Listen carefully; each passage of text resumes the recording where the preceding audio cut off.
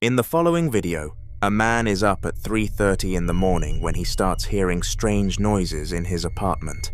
And before he even goes looking, something has already made itself known. He notices the bathroom light is on, even though there's no one else home. That detail alone is enough to make him nervous, but as he slowly pans his phone camera toward the darkened hallway at the far end of the room, the footage catches something that stops him cold. Watch. Son las 3:30 de la noche y estoy escuchando ruidos muy extraños. Lo más perturbador de todo es que la luz del baño está prendida y no hay nadie. No hay nadie.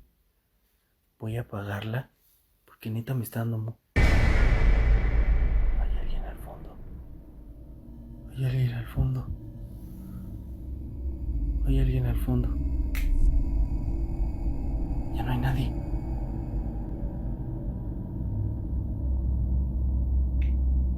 Ahí está. ¿Pero por qué? Si la prendo desaparece. No hay nada. No hay nada. What the fuck?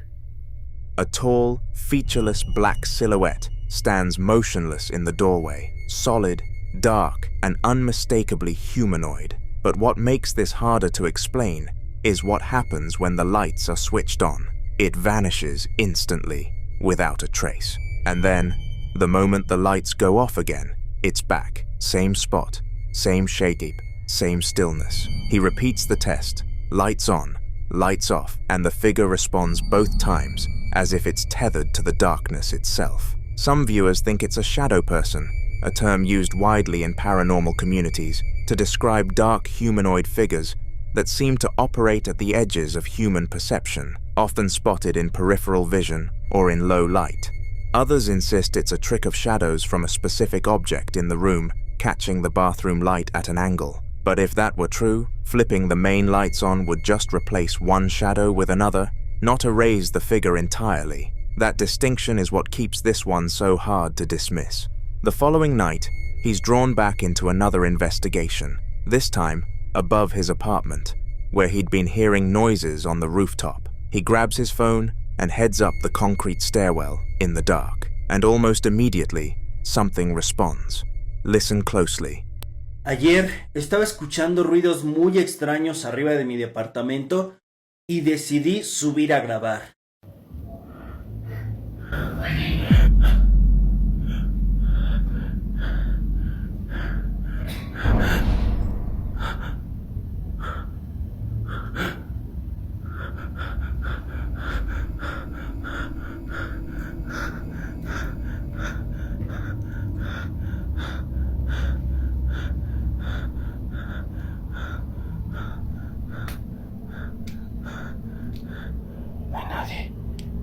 No hay nadie.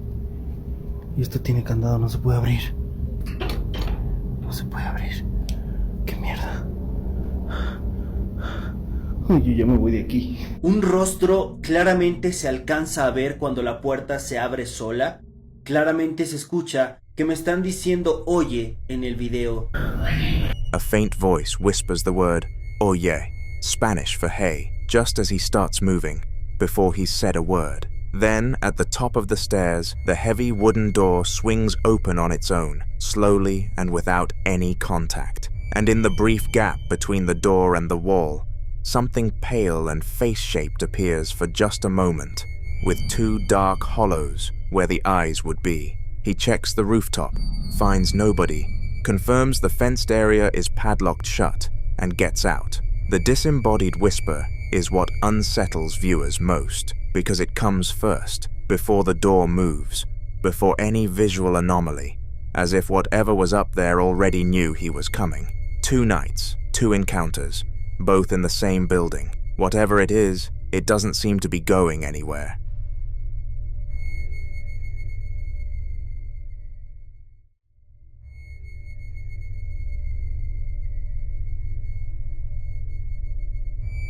In this next clip, a group of investigators have set up a Hikvision thermal imaging camera in what appears to be a hallway or entryway, white walls, grey tile, a pair of white-paned doors, and the conversation in the background is relaxed, almost casual, the kind of atmosphere you get when people are confident in their equipment and just waiting to see what it picks up. Watch.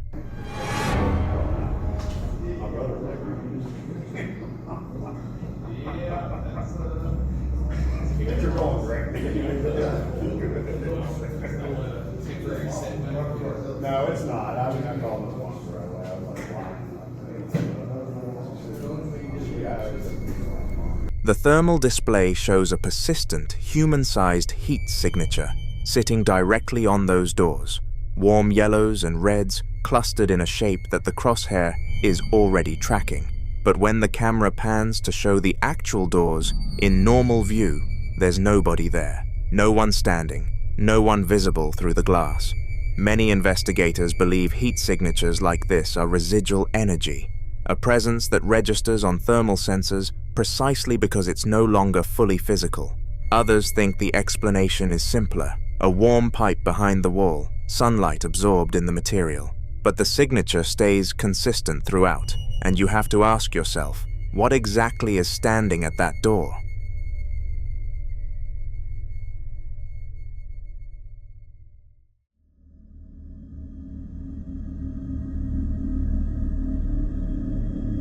Now, in this next clip, a young woman in Connecticut was stepping inside her house late one night in June of 2021, her Ring camera catching everything from the front porch.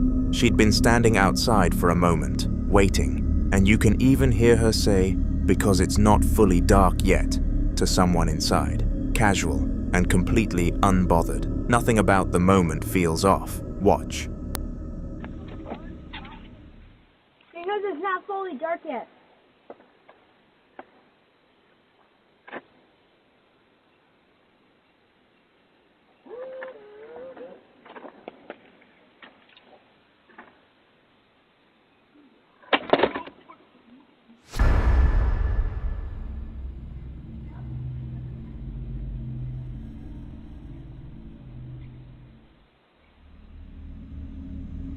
The second she steps inside, a pale figure suddenly passes through the background, moving down the street, and many viewers immediately compare it to the appearance of a ghost. Some viewers tried explaining it away as a person walking under poor lighting conditions, but others pointed out how unusual the movement feels, especially because the figure doesn't appear to react to its surroundings at all. It simply passes by in silence, almost like it had somewhere specific to go. And that detail taps directly into one of the oldest paranormal ideas. Across multiple cultures, there are stories of road ghosts, or wandering apparitions, figures believed to repeatedly travel the same streets, paths or routes be connected to unfinished business, sudden death, or routines they carried out in life. So what do you think? A ghost or something else?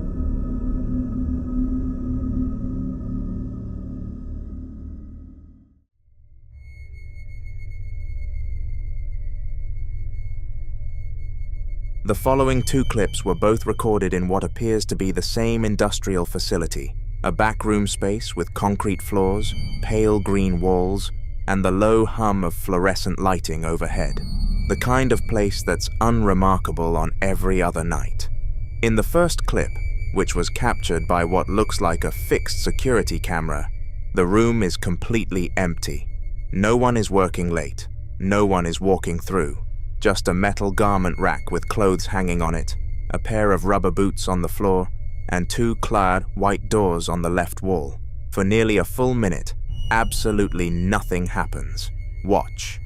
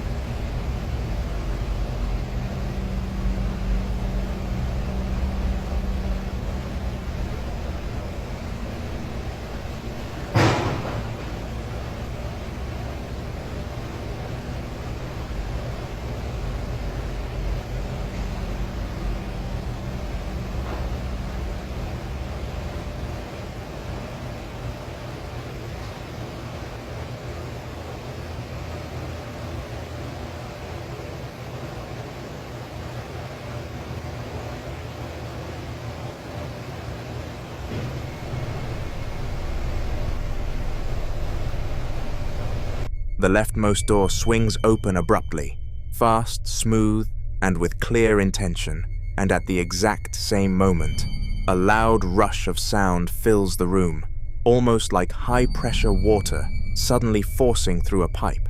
And if you look closely at the boot, you'll see it moving like someone trying to turn from one direction to another. But the thing is, no one was wearing the boot. Then the doors start opening, locker after locker. A lot of viewers who've watched the full footage describe it as one of the most sustained, escalating sessions of unexplained activity they've ever seen. Not one event, but a cascade that keeps building until it becomes impossible to stay. Then in the second clip, recorded at night in what appears to be a security or guard room inside the same building, a man sits alone, coughing and breathing heavily, his camera pointed at a closed white door. He's not calm. You can hear it in every breath. He starts speaking in Vietnamese. "There's no one here at all," he says. And then, "It's knocking right at this door." Because it is. 4 loud, distinct knocks hit the other side of that door, one after another, and the man's voice shifts from fear into something closer to fury. Listen closely. Đấy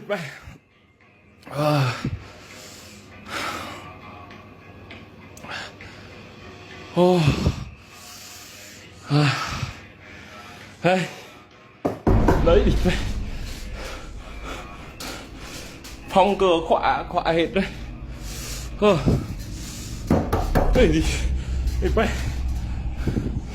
Không có ai luôn nhá. Nó gọt được cửa này luôn này. Có người không được, có người lúc này mà mình đi ra mở cửa là thấy rồi à.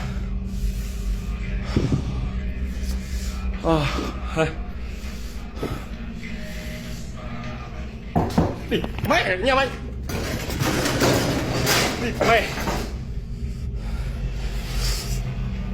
Nhịp mẹ. Gò đi.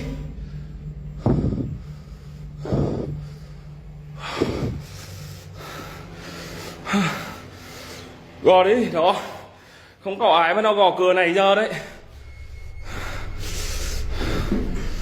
He charges the door, kicks it open, sends the chairs stacked in front of it crashing to the floor, and finds a long, empty corridor.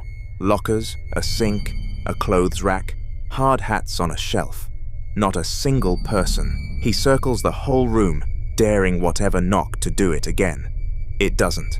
2 clips, same building, same impossible pattern. Something moving through a space where nothing should be. So what do you think was on the other side of that door? Because whatever was in that facility that night, it wasn't interested in being found.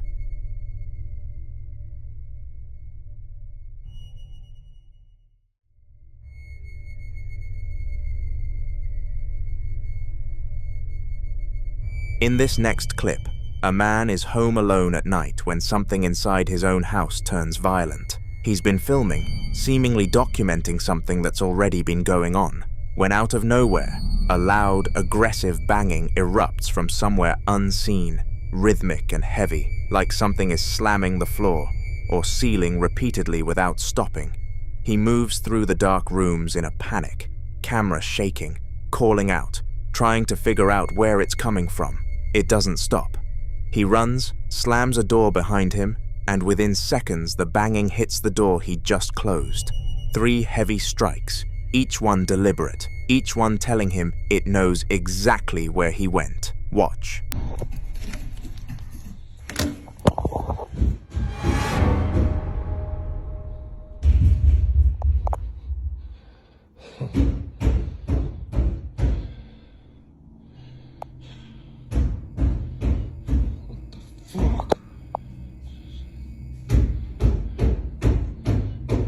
Hello? Hello? No. No. Hello? Hello? Fuck.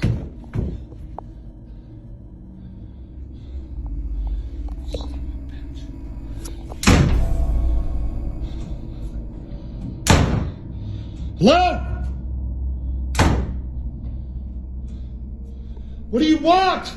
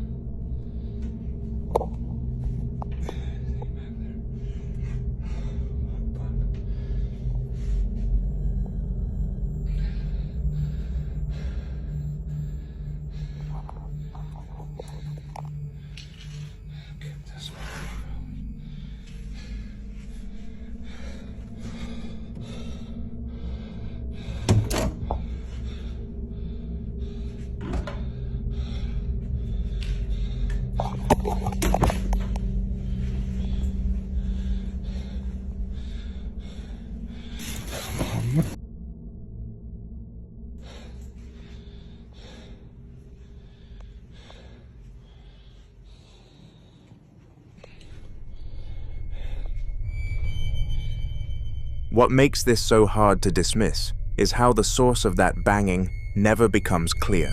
No person appears, no animal, nothing visible explains the force behind those sounds. Some believe this is classic poltergeist behavior, a term rooted in German meaning noisy ghost, typically associated with chaotic physical disturbances and a sense that something is reacting directly to the person present. Others think the energy here feels less random and more targeted, like whatever's in that house wasn't just making noise, but responding.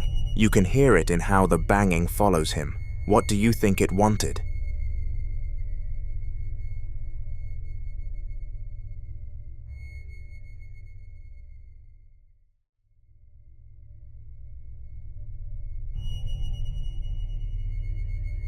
This next video comes from a tattoo studio in Chihuahua, Mexico, where a man had been receiving security alerts about movement and strange noises in his shop, a place he describes as increasingly difficult to be around, to the point where he and those close to him hadn't been sleeping properly for days. On this particular night, he heads back to the studio after getting one of those alerts, unlocks the front door, and steps inside to find the room strangely cool, despite the heat outside. Watch. Se fue el flash a mi teléfono. Y eso que si traigo bastante batería.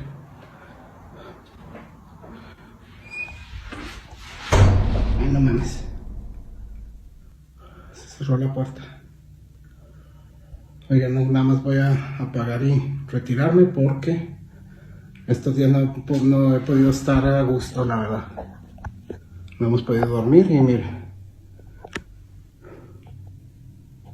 Bueno, nada más quería venirles a enseñar un poquito de lo que pasa aquí en el local y de lo que ha sido. Ah, el perro.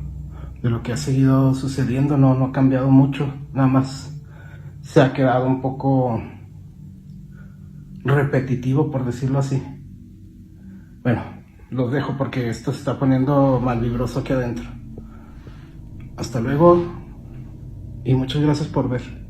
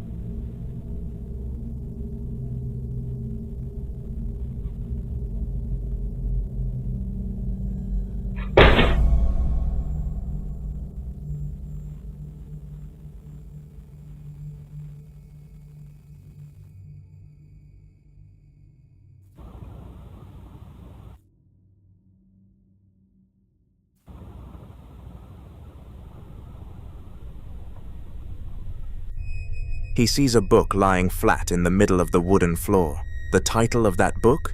El Diablo me obligó. The devil made me do it. He laughs it off a little, calling the ghost creative, but you can hear something tighten in his voice as he keeps moving through the space. He decides to go quiet for a moment and let the security camera record on its own, and that's when his phone light abruptly cuts out despite having a full battery. 3 things happen in quick succession that are difficult to dismiss.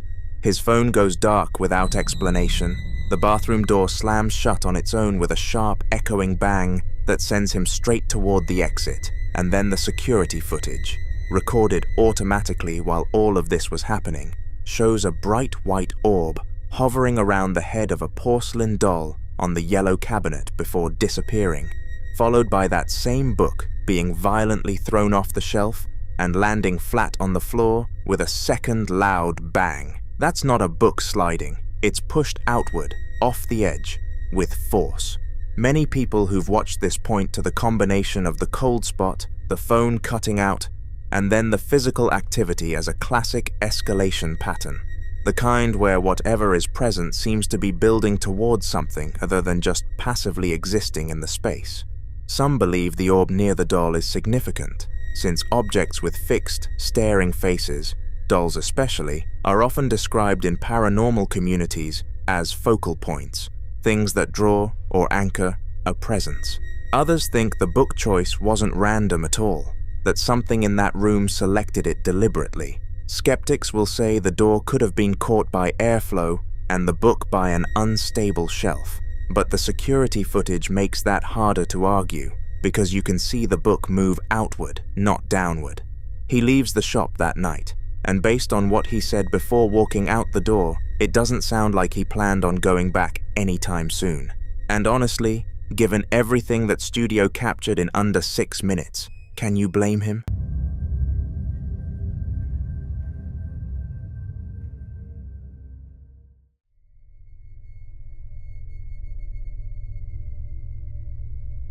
This next video was recorded by Josh, another paranormal investigator, and his team, who spent 2 nights investigating the childhood church of Jim Jones in Lynn, a quiet town that still carries the weight of a dark and disturbing legacy. Long before he became the infamous leader of the People's Temple, Jim Jones attended this very church as a boy, walking its halls, sitting in its pews, and developing the beliefs that would later influence one of the most tragic cult events in history. What makes this location especially unsettling is the idea that everything started here. The team, consisting of 3 brothers, Josh, Rocky, and Sean, entered the church hoping to understand why it is considered haunted and whether something connected to Jim Jones still lingered there.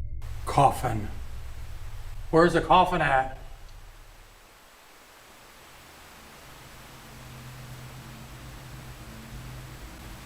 Dude, when you look out to the darkness, you just picture, it feels like 100 people out in the darkness just staring at you. And it's so freaking cold down here. Who is the man that stays down here? Slam. Slam. I dare you to slam something. Why? Because I want to hear you. If you do loud stuff, that lets me know you're in Purgatory. here. Purgatory. Are you stuck in purgatory? You remember Jim Jones being here at this church? Do not. You don't? We know Jim Jones came here for many years as a child, then he moved on and became a reverend at different churches. And then they did some very bad things. Jim. Whoa! Holy. Okay, that was loud. Holy crap.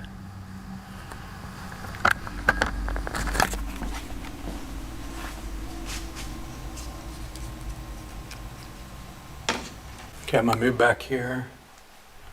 something so freaking loud. As they moved deeper into the church, with over 1,000 people watching the investigation live, something was caught on camera. Watch. I feel like if we're going to catch something, it's going to be in the basement. Well, I think we need to go up to the attic. Or it'd be better if I just filmed the screen. Like if they're just watching the screen, then I won't need this light on. What do you think? Within seconds, viewers watching the live stream began flooding the chat with warnings, pointing out a strange figure that appeared in the stairwell. What makes this moment so disturbing is that in earlier footage, the stairwell was completely empty. Nothing was there that could explain the sudden appearance of this figure. So is it possible that something connected to Jim Jones still exists there? Some paranormal researchers believe that spirits are often drawn to places that shaped them the most, locations tied to their identity, their emotions, and their transformation. This church wasn't just a random building in his life. It was where his path began, where his beliefs were formed, and where he first began developing the influence he would later have over so many people. For now, this remains a mystery.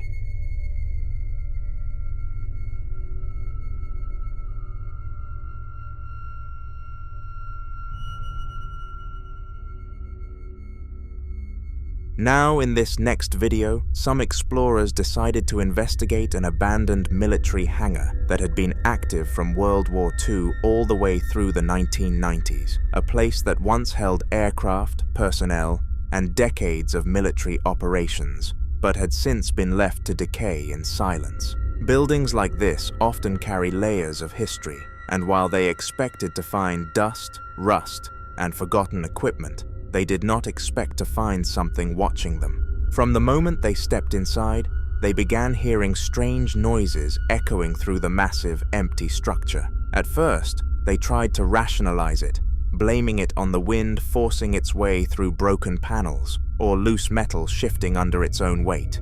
Then, this happened. Watch.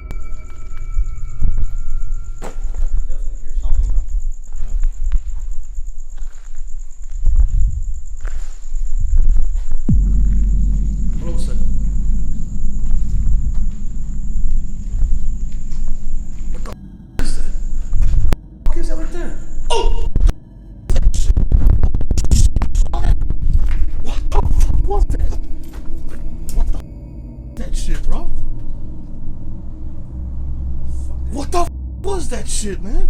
Did it even get through here? Look at this fucking. Holy shit, bro. There's no way.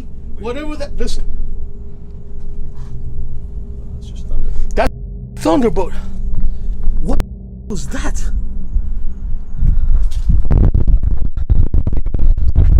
There's no way I can't make it. There's no. In the footage, a strange figure can be seen watching them from a distance. But when they reached the exact spot where the figure had been standing, there was nothing.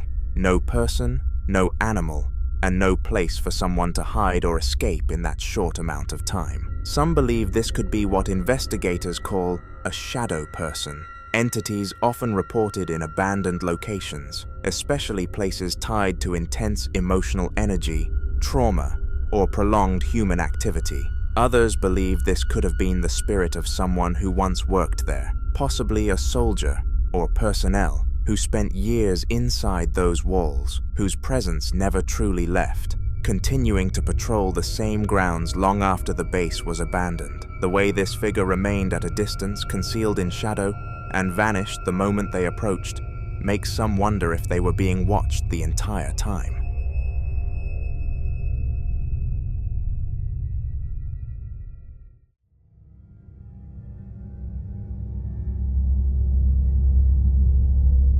In the following video, a man shares the unusual and deeply unsettling thing that's been happening inside his apartment. Something he had tried to explain to friends and family for months, but no one truly believed him. According to him, the activity didn't start immediately after he moved in. At first, the apartment felt normal, quiet, uneventful, but that slowly began to change after he learned something disturbing about the person who had lived there before him. He was told that the previous tenant had lived alone for many years, rarely had visitors, and eventually passed away inside the apartment. The details were unclear, but neighbors said it took days before anyone realized he was gone, and ever since then, some residents claimed the apartment never felt the same. At the time, he didn't think much of it until small things started happening. Coins he clearly remembered placing in one spot would appear somewhere else. Jars would slightly shift positions, and sometimes he would hear faint metallic tapping sounds late at night, like something lightly striking glass. When he told people, they called him crazy. So one day, he decided to set up his camera, hoping to finally prove that something was happening. Watch. Hey guys, this coin, amazing. People aren't believing what's happening in this house. I've left this all night, and all I've heard is it rattling inside. Now, I want you to witness what I'm going through here, because maybe if you just see for yourself, innit? This is what I'm dealing with.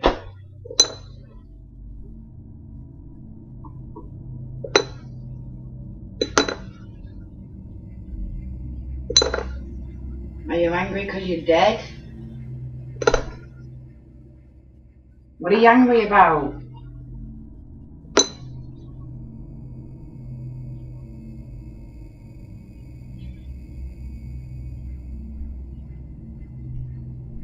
Is that it?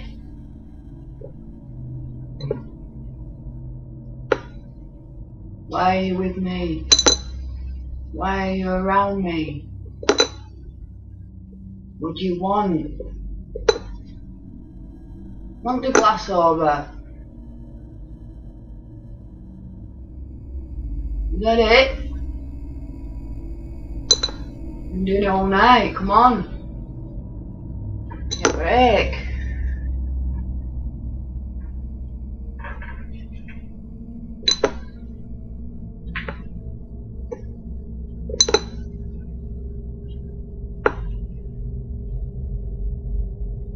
What do you want?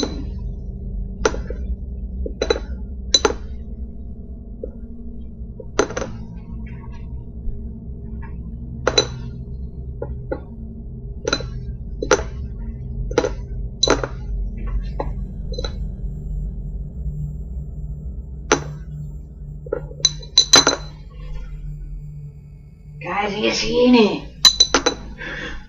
Whoa. How is that possible? Come on, it's in a jar.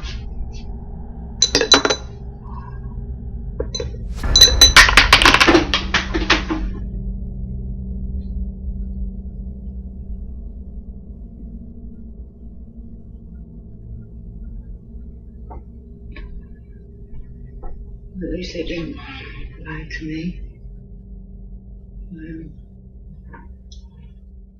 Cheers for that. Thank you.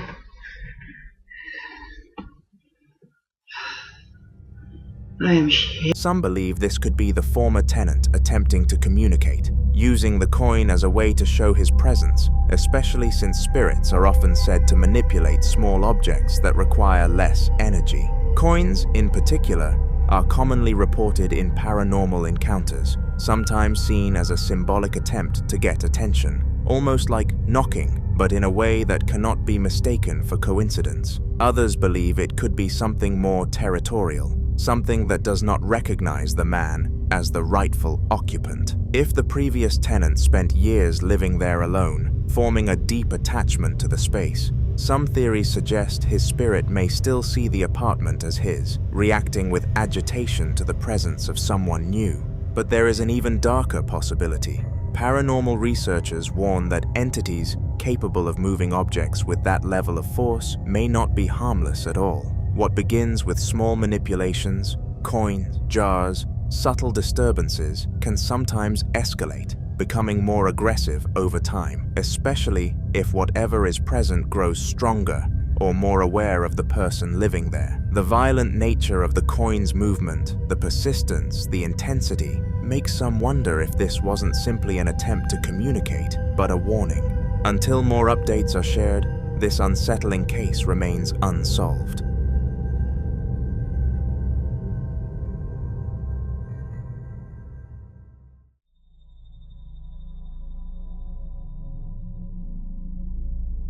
This next video was recorded just a few days after Christmas, a time usually filled with warmth, celebration, and families enjoying the quiet calm that follows the holidays. On this particular day, the parents were out, leaving the kids home alone, something they were already used to. The house was peaceful, quiet in the way it normally is after the excitement of Christmas morning has passed. Wrapping papers cleared away, decorations still hanging, and new gifts settling into their places around the home. But at some point, the eldest son began hearing a strange sound coming from the kitchen. Confused and uneasy, he walked toward the kitchen to see what was causing it, and what he found made him immediately call his siblings to come and look. Watch. Alright, you guys gotta see this cabinet. It's been moving, and oh my, you see? It's been moving open and shut by itself for 30 minutes now.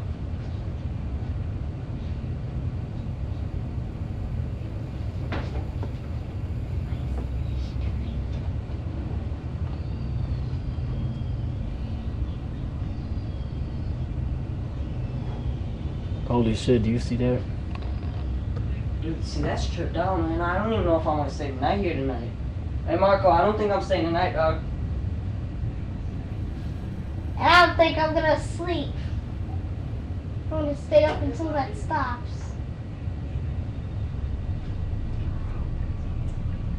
No visible cause, and no draft strong enough to explain that kind of repeated movement. What makes this even more unsettling is that, according to the family, they had never experienced anything strange in the house before this day, which is why many people immediately connected this incident to the timing, the Christmas season itself.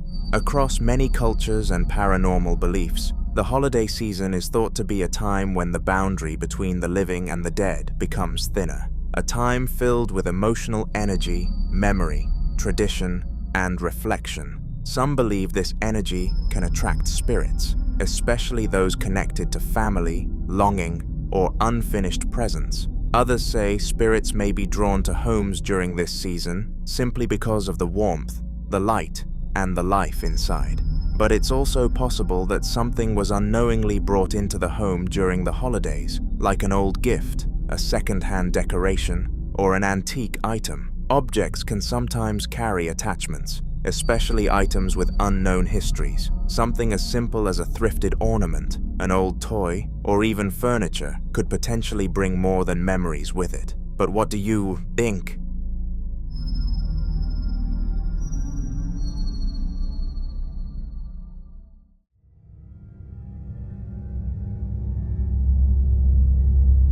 Now, this next clip was captured around 3 a.m., a time long associated with unexplained activity, when a man suddenly woke up after hearing strange noises coming from outside his home.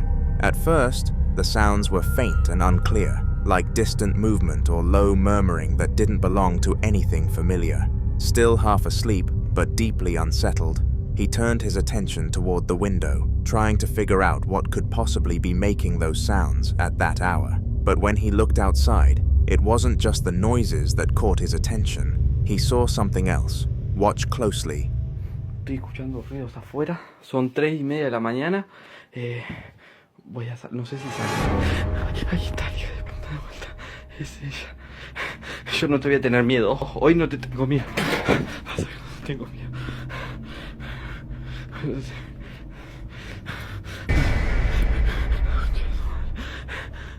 Date vuelta. Date vuelta. Date vuelta. Date vuelta. Date vuelta. ¿Dónde estás?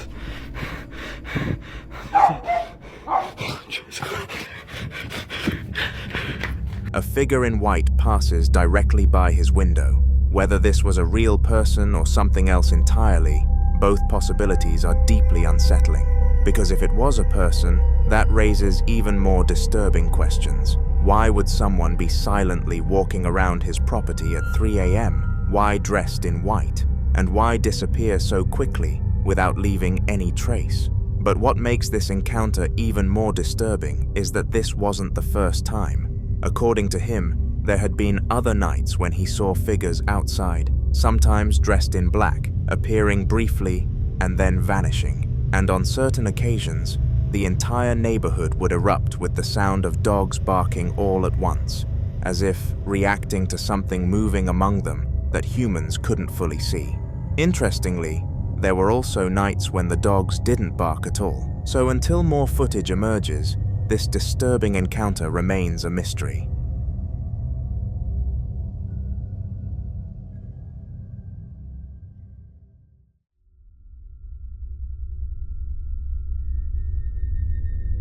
In the following video is about a man named Aaron, whose life changed after he received terrible news from the police about the neighbor living directly beneath him. And if you've been following Aaron's story, you already know his apartment hasn't felt normal for a very long time. In the previous videos we shared, he attempted a spiritual cleansing ritual that ended badly, and many people questioned whether he had done it correctly, which is why this time he decided to try again, hoping to finally free his home from whatever seemed to be lingering there. For those unfamiliar with Aaron's story, everything began with a smell. For weeks he complained about a foul stench rising through his apartment floors, a thick, sickening odor that no amount of cleaning, ventilation, or searching could explain. And eventually, the horrifying truth was revealed. His neighbor had passed away inside his apartment, and his body had remained there undiscovered for weeks. By the time authorities found him, the damage had already been done. The hallway was sanitized, the apartment sealed, and on the surface, everything appeared resolved. But inside Aaron's apartment, things only got worse. Desperate for peace, Aaron decided to perform another cleansing ritual. Watch. I'll be doing the red dragon blood sage to help me get rid of the spirit I have here. But first, I'm going to be placing this egg here in the center of the room. I'll place it right there. Come back. Okay. Here we go. So if there's a demon in here, you are not welcome. You have to leave. You're not welcome. Still smoking. It's barely lit. You know, people don't think that you're real. People actually think that you don't exist, but I want to show them. So show yourself. Don't be scared. Show yourself. Come out.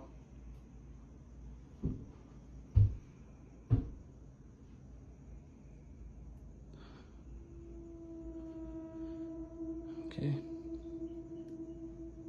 Something's definitely showing itself. But it's okay because I got the sage on this. It's barely lit, but it's okay. It's still lit. I'm okay. I'm kind of scared to go around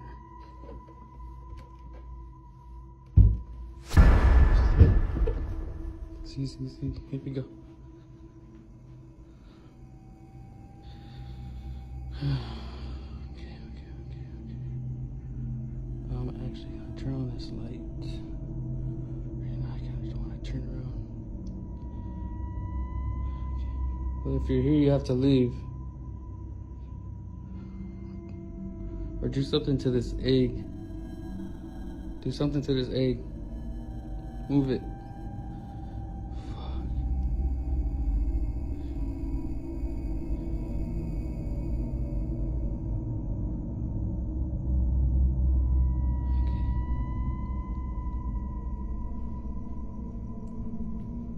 Maybe it left out the window or something.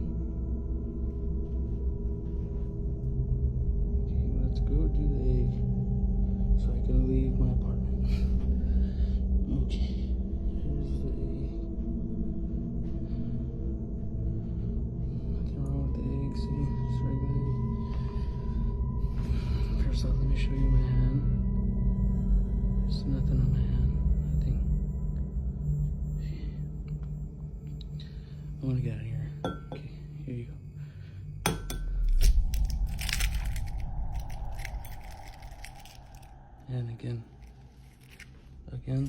I don't know why.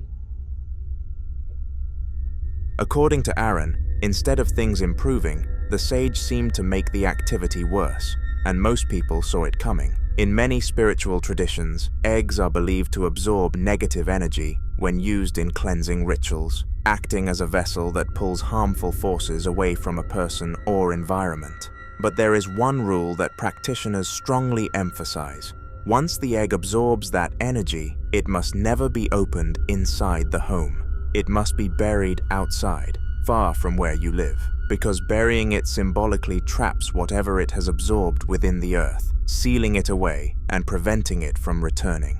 But Aaron cracked the egg inside his apartment, and according to certain beliefs, that single mistake may have undone everything. So for now, we can only hope things get better. In the following video, the man behind the camera keeps moving through what looks like a storage area, the kind of tight corridor where every box and shadow feels like it has weight. And you can tell he is already on edge as he scans each corner with the camera. He stops when he notices a door that should never be opened during the investigation, sitting cracked just enough to make the hallway feel wrong. And he slowly leans in to look behind it, even though the team is nowhere nearby. La puerta se abre y se cierra sola.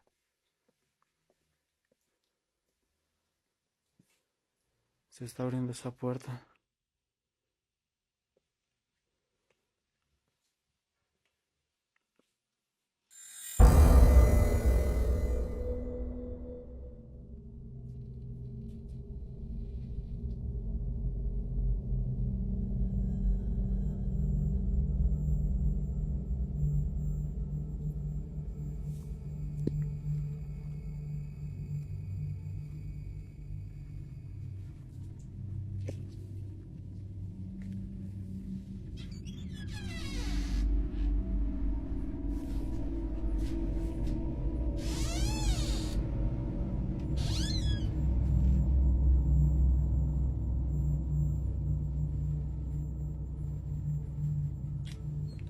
No hay nadie.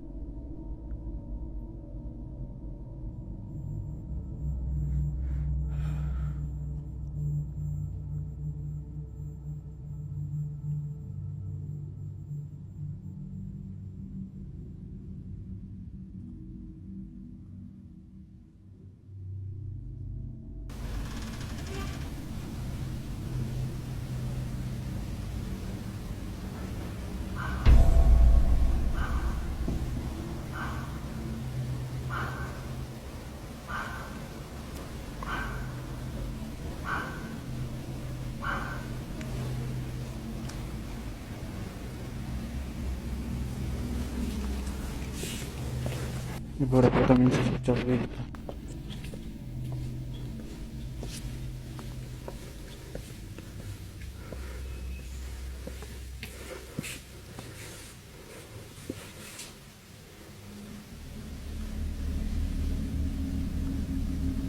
He finds the door opening a crack, so opens it and checks behind it just to see nothing. Because of this, he walks away and the door shuts by itself as a strange noise starts playing behind it, and he speed walks out of the hallway. The second that door slams, you can see his whole body tense, because that wasn't wind, and it definitely wasn't timing or coincidence. And the noise that follows sounds like something trying to push through the wall just to remind him he is not supposed to be there. His footsteps turn into a full speed walk that almost looks like he wants to run, but refuses to make noise, and every few seconds he glances back like he expects the door to open again. Moments like that show exactly why investigators always say curiosity is one thing, but when the building answers you on its own, that is when you learn how fast fear can move.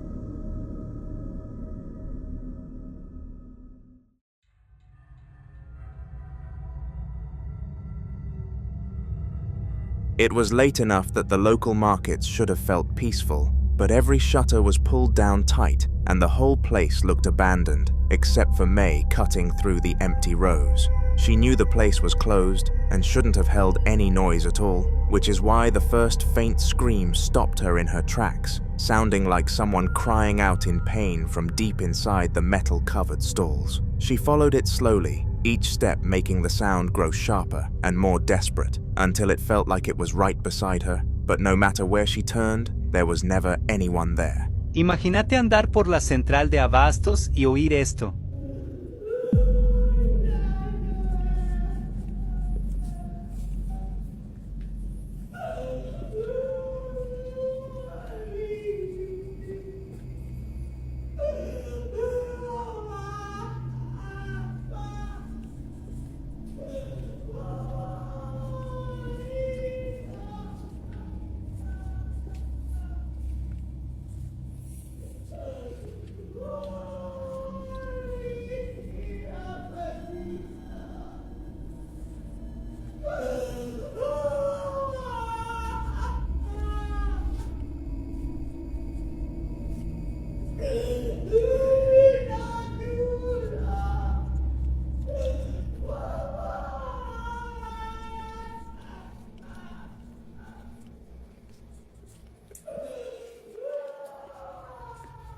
The screaming and crying keep getting louder as she walks, yet she can't find the source, even when it sounds feet away. By the time she reached the end of the walkway, the noise was so overwhelming it felt like it was coming from the walls, and she spun around expecting someone to stumble out, but the shutters were sealed tight like they hadn't moved in hours.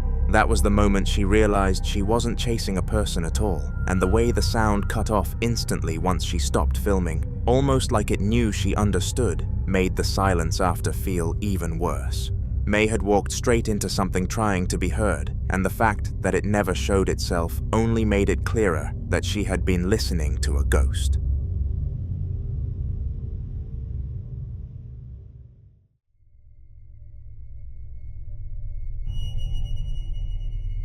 It happened late in the evening when the house was already settling into that quiet that makes every shadow seem a little thicker, and Charlie kept tugging at his dad's sleeve, saying there was a scary boy standing across the room staring at him. His dad brushed it off at first, calling it pretend, but Charlie wasn't smiling or joking. He just kept insisting the boy was real and he didn't want to be near him. Eventually, the dad told him to show where this scary boy was, so Charlie nervously walked with him through the hall and stopped at a doorway, pointing inside with his hands shaking like he expected something to move. What are you saying, Charlie? There's a scary boy where?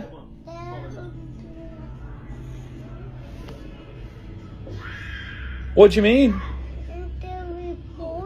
What, are you doing pretend?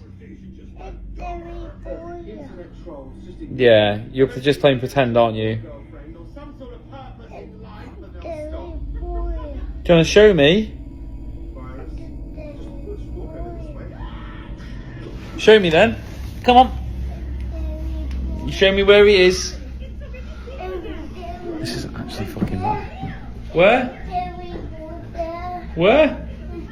In there? In there? Okay, get ready, Charlie.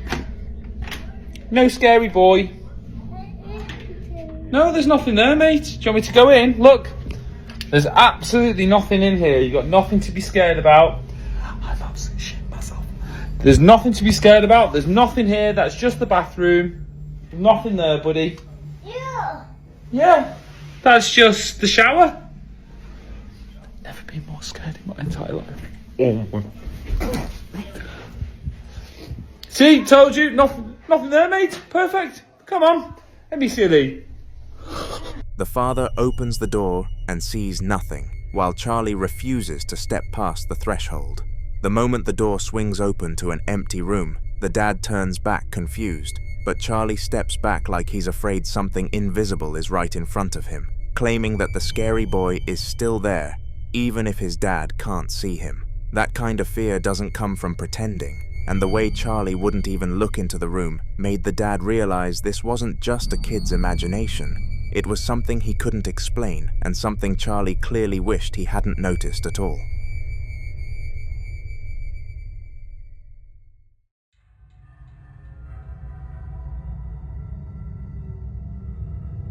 It was supposed to be a quiet night in Braden's room, but the ceiling kept creaking with slow, heavy footsteps, even though nobody was home, and there shouldn't have been anything moving above him at all. He sat still for a second, trying to convince himself it was the house settling, but the steps were too steady, too human, so he grabbed his flashlight and started walking through the dark halls with that kind of nervous focus where every sound feels closer than it should.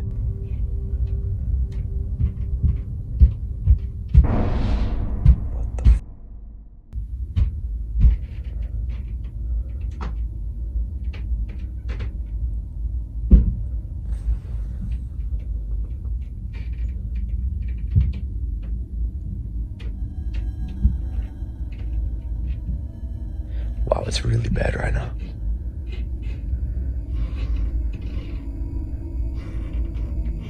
Okay, hold on. Jesus. Okay, hold up. Why is the tree on that? Whatever that is coming from up here.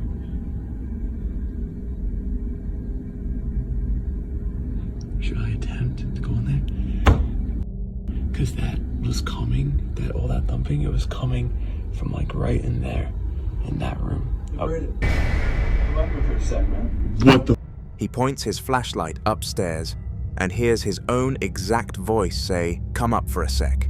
The way the voice coming down the stairs matched his tone perfectly meant he froze, because there was no way his own voice should be calling him from a place where nobody was standing.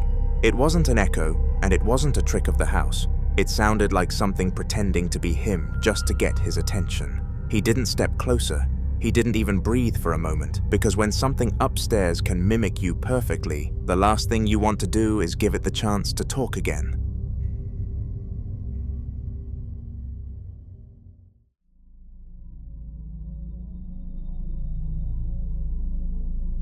The following video was captured amidst a normal slow night at the sneaker shop.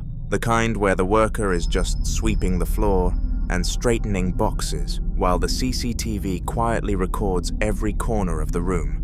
Nothing feels off until the air suddenly shifts a little, just enough to make him pause, and the camera catches him glancing toward the back, like he sensed something move.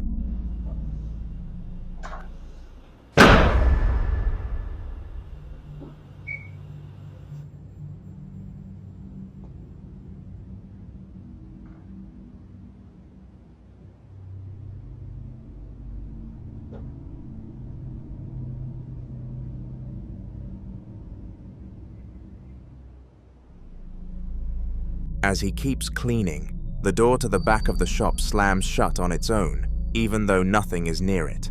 He jumps and stares because there's no draft, no co-workers, no reason for it to slam with that much force, and the CCTV angle shows the room behind it is completely empty. It's the kind of movement that looks deliberate, like something wanted to make itself noticed, and the way he slowly backs away from the doorway says everything. Even in a brightly lit shop, surrounded by sneakers and shelves, that door made it clear he wasn't alone at all. The same sneaker shop is open now, customers walking around and the place feeling completely normal, like nothing strange had ever happened there.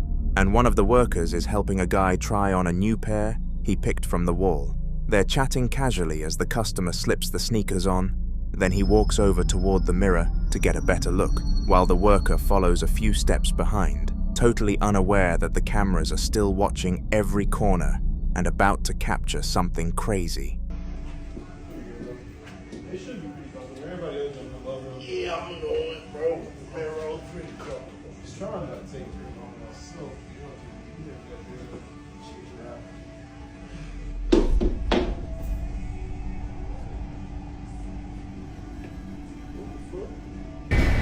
hell no.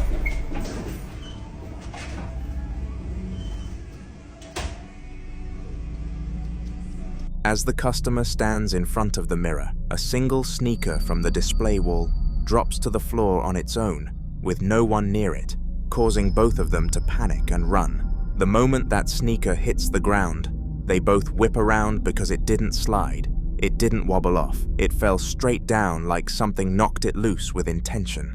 You can see the confusion turn into fear instantly, and the worker doesn't even try to explain it before bolting toward the front door with the customer right behind him. It feels like whatever slammed the back door before was still there, waiting for another chance to be noticed, and that single falling sneaker was enough to send them both running.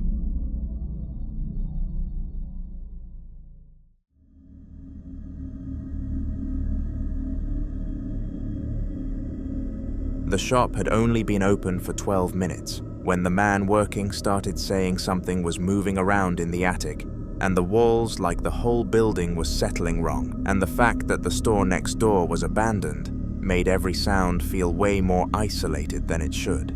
He walked around the aisles with his camera, trying to prove he wasn't imagining it, and the second he passed the back corner, he heard a hard knock hit behind the wall, like something was following him from the other side. Okay. We have literally been open for 12 minutes. There is so much stuff happening right now that I don't even understand it. So I'm going to show you. No one's on the cameras. There's stuff coming from the attic and in the walls again. And if you look it up, the store next to us doesn't exist. They went out of business. No one's here. Hello? Hello?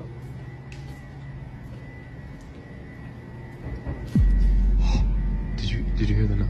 Hello?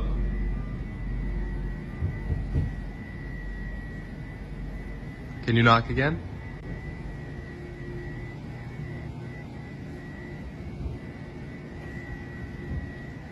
Oh my God. What the? It's honestly a great day to be haunted. I'm just recording right from it. I don't know if the machines are so loud, but there's so much knocking coming from the attic. This is insane. Like literally.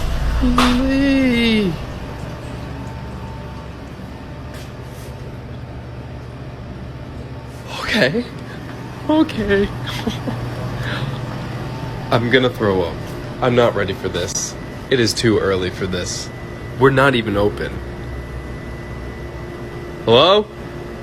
Is there a reason you're so active right now? My Jesus Christ! What the fuck is that? I can't fake that. Holy cow. Okay, wait. I'm gonna try to do one continuous video proving that nobody's up here. Oh my god. I have goosebumps. Wow, this ain't even a TikTok. Okay. I'm just...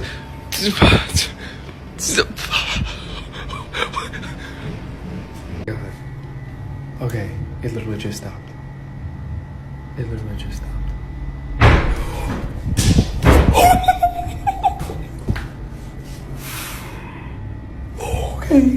Okay, can't show the code. Something literally flew off the wall. Bro. Spirit, is there a reason you're so upset today? Oh my goodness, Jesus, I don't even know where to go. Okay. Holy, look at this. I'm a little actually scared right now because this is in the morning. We don't usually experience this much in the morning. The knocks keep happening as he circles the store, most of them coming from the attic, and the place isn't even open yet, so there is no way it could be a prankster customer. He pulls down the attic ladder, and loud banging erupts above him before going silent. But right as he says it stopped, more knocks explode across the ceiling, and something is thrown off the wall. He shows the item on the floor through the CCTV feed. When the object hits the ground, he freezes, because that wasn't just noise, it was force, and the attic ladder hanging open behind him makes it feel like something could climb down at any second. He stands there breathing hard while staring into the dark above, and the silence that follows feels like the building is waiting for him to move so it can answer again.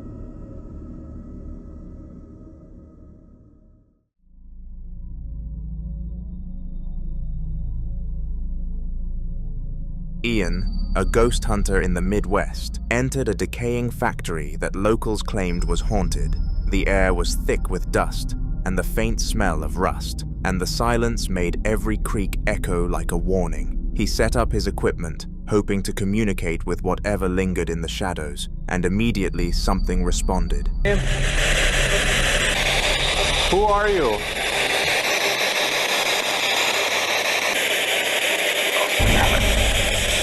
Whoa. Sir, why do you still haunt this tannery?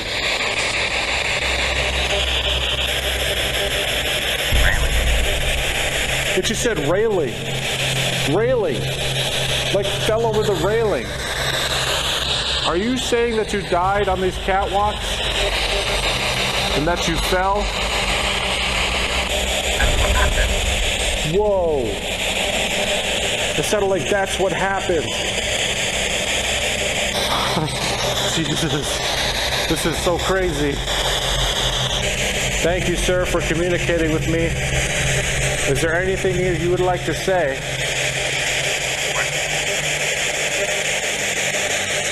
Sounded like it said work. Are you going back to work? Well, I'm going to go ahead and let you get back to work then, if that's the case. The voice was faint but clear, saying, "Lost my balance." Ian asked why it haunted the place, and the reply came simply, "Railing." Piecing it together, he assumed the spirit had fallen from the railing in life, and the ghost confirmed that's what happened. Feeling a mix of relief and awe, Ian thanked the spirit for sharing its story, then gave it one last chance to speak.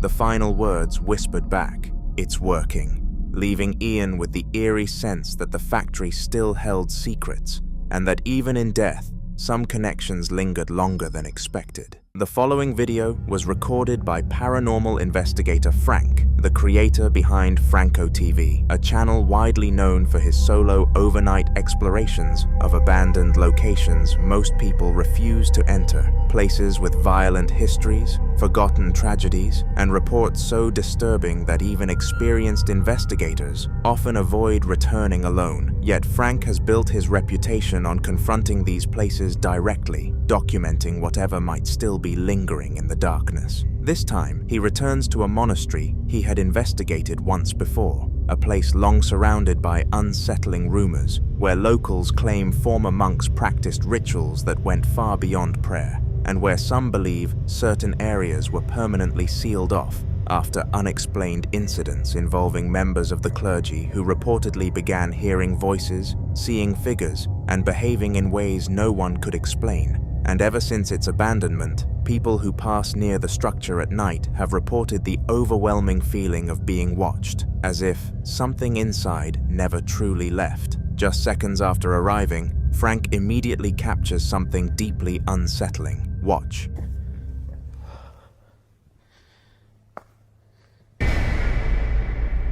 This is where I was seeing things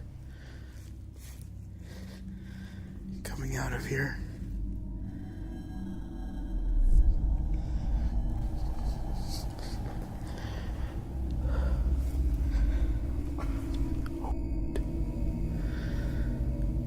I just got a sound. That's where my car is. Oh.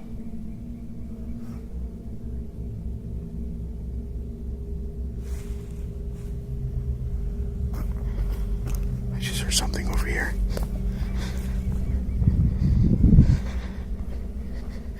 I feel so vulnerable right now. Oh God, it is so cold. Next time I come out here again, I'm gonna have to layer up. In the darkness, what appears to be a pair of eyes reflects, like something was watching him. And even when he went into the monastery to escape whoever or whatever was watching him, something else happened. What the hell is that? Oh my God.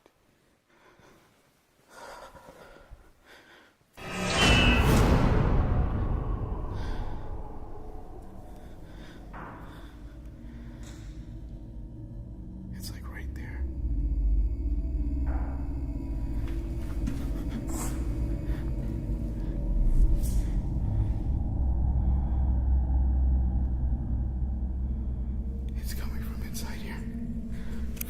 It's definitely coming in here.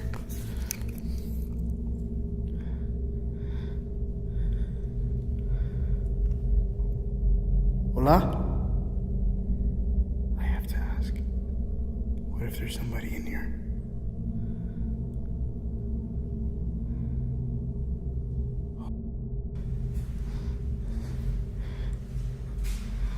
The chair's still there in the middle. Heavy bangs like footsteps carrying weight, the kind of sound that suggests something solid, something physical, moving somewhere, just out of sight. And as Frank searches the area, expecting to find a person, an animal, or at least some logical explanation, he finds nothing. Some believe this could be residual energy, the kind said to replay past movements in places where intense emotional or spiritual events occurred repeatedly over time, while others believe this is something far more aware, something intelligent, something that recognized his presence the moment he arrived and chose not to remain hidden. Because in locations like this, investigators often say the most terrifying moments aren't when you see something clearly. It's when you hear something that should not be there and realize it knows exactly where you are.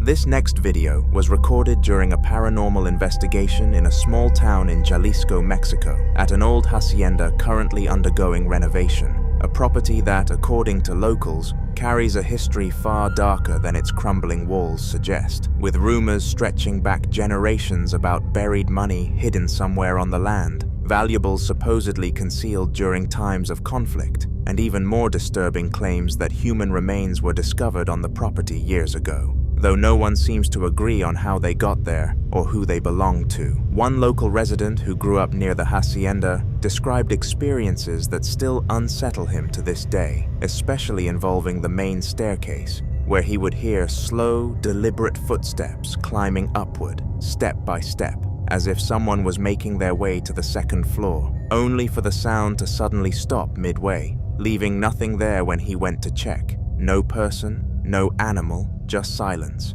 and a heavy feeling that he was no longer alone. When the investigators arrived, they carefully explored the property, documenting each room, each hallway, each corner where something might be hiding. But for hours, nothing significant happened, and despite the oppressive atmosphere and the constant sense of being watched, there was no clear evidence of movement or presence. And eventually, believing the night would end without incident, they began preparing to leave. But just as they were about to go, something changed. Watch. Una que está aquí y que es la que se ha manifestado. Esta oración fue para ti y para todas las demás entidades que se encuentran aquí.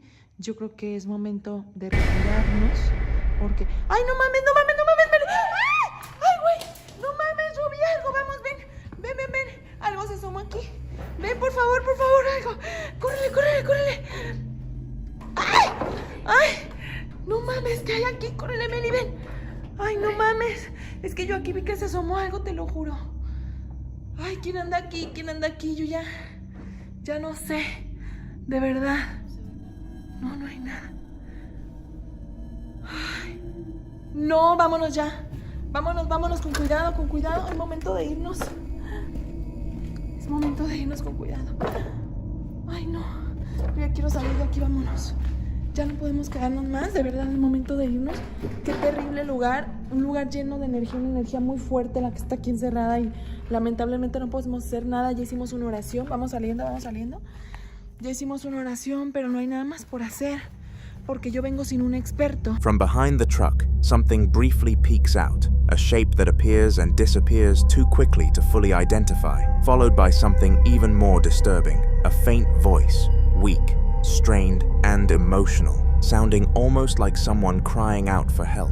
Some believe this could be the spirit of someone connected to the remains found on the property, possibly someone who died there and was never properly laid to rest, their presence lingering, unable to move on, trapped between worlds and trying to be heard, while others believe the rumors of buried money may be connected, that if something valuable was hidden there long ago, it may have been guarded, and whoever was responsible may never have truly left. There are also those who believe something darker may exist in places like this. Not a trapped soul, but something that imitates distress, something that calls out in human voices to lure the living closer, feeding on curiosity and fear. But until more evidence surfaces, what was hiding behind that truck, and who or what cried out into the darkness, remains a mystery.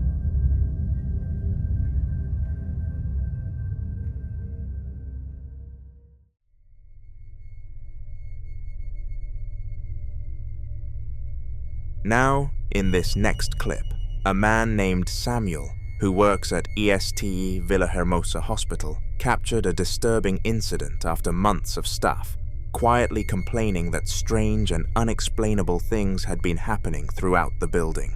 Hospitals, especially those that operate overnight, are often at the center of paranormal claims, not necessarily because of the building itself, but because of what they represent. According to Samuel, co-workers had reported hearing footsteps in empty corridors, equipment shifting when no one was present, and doors opening slightly on their own during the early hours of the morning, especially between 3 and 4 a.m., a time many refer to as the dead hour, when activity is believed to be at its peak. One night around 3:30 a.m., while working his shift, Samuel heard noises coming from the sample collection area. At first, he assumed it might be another staff member finishing late work, but when the sounds continued, he decided to investigate and record. Watch. Compañeros, hago este video porque estaba escuchando ruidos aquí atrás. Son las 3:25 de la mañana. No veo nada. Miren. Miren. Acaban de ver eso. Se acaba de caer un bote. Se está moviendo esto.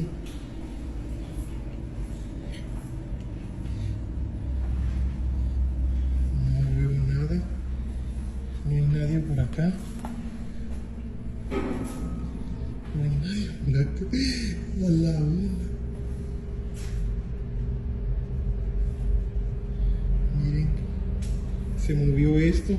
Recuerda que venía caminando por acá y no veo a nadie.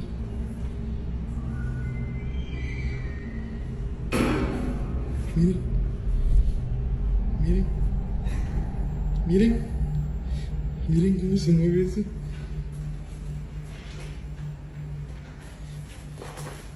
Para que vean que no hay nadie aquí.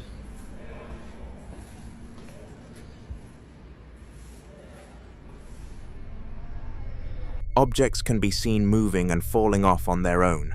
Some viewers believe the movement resembles the behavior of a child. The way the trolley shifts, the way objects are disturbed, it doesn't seem violent, but curious, almost like something small, interacting with its surroundings without understanding the consequences. But what happened next made the situation even harder to dismiss. Samuel later reviewed the hospital's security camera footage, hoping to find a logical explanation. Instead, he captured something else. Watch.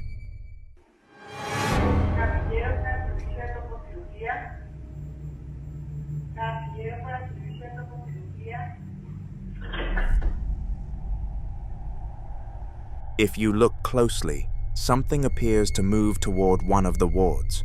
Moments later, a door opens, like something entered the room. It appears small, so many believe the child's speculation might just be right. But until more footage emerges, and until someone finds a clear explanation, whatever Samuel captured that night remains unexplained.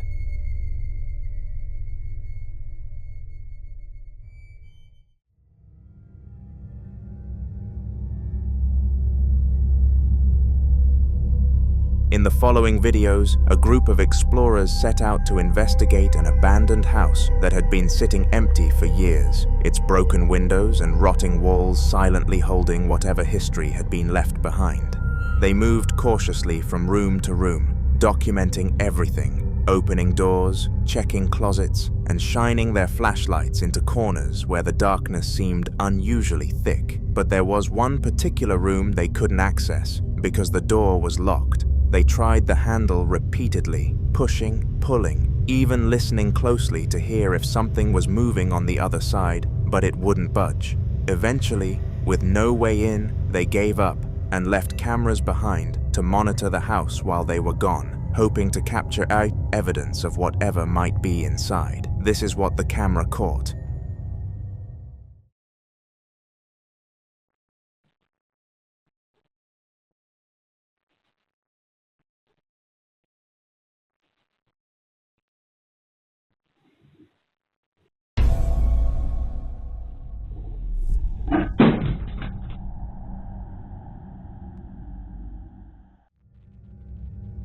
An object inside the room suddenly falls over. What makes this moment disturbing is how it was positioned. It wasn't hanging off an edge or placed somewhere unstable.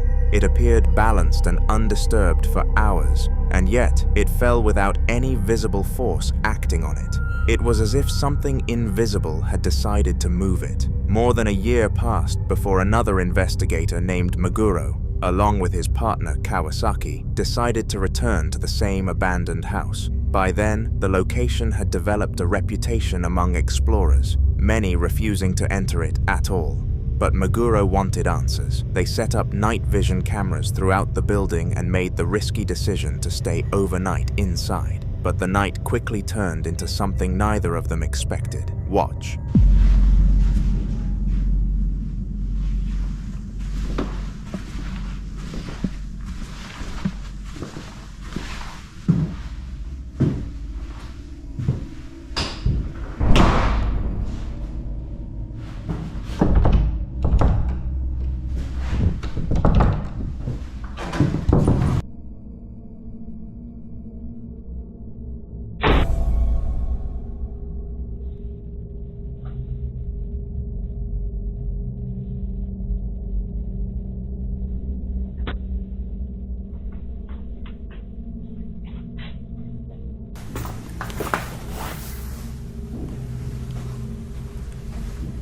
Kazakun.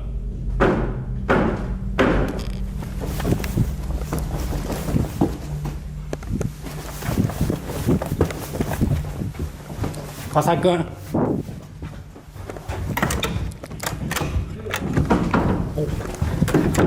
Kazakun.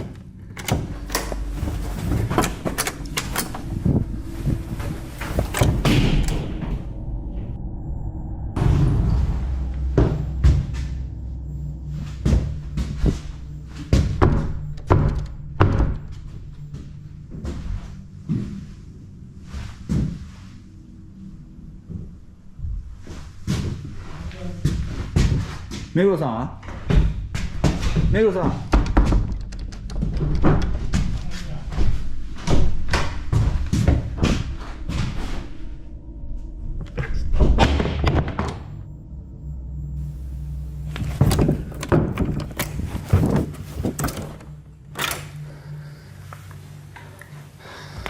川崎君。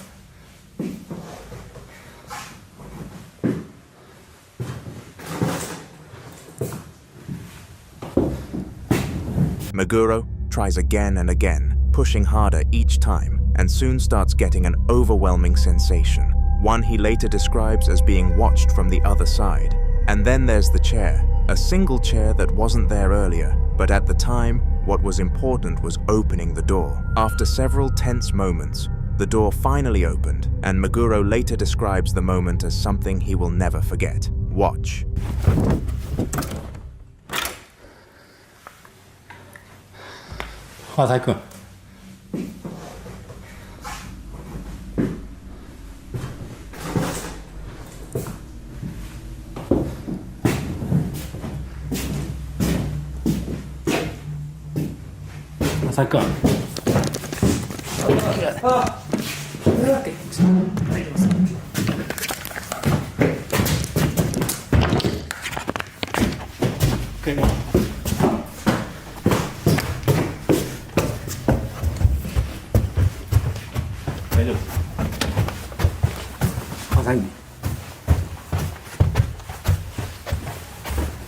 People familiar with the building later came forward with disturbing claims. According to them, that particular room is believed to house an entity, one that doesn't simply haunt the space, but watches, waits, and searches for something far more disturbing. A vessel. Some believe entities tied to locations grow weaker over time unless they attach themselves to something living, something capable of carrying them beyond the place they're trapped. Meguro and Kawasaki later warned others to never enter that room again, and after seeing what happened that night, it's not hard to understand why.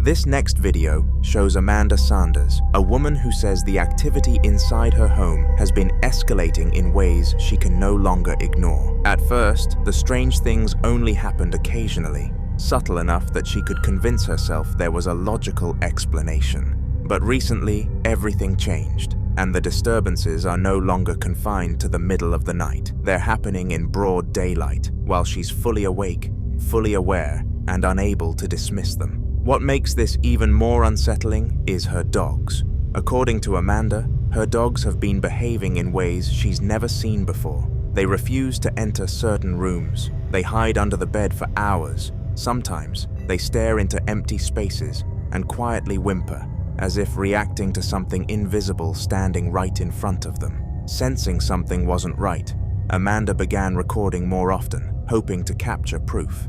And during one of those recordings, this happened. Watch. Alright guys, it's me and Pops right now. It's starting to happen again. I wanted to catch it. My old man's at work.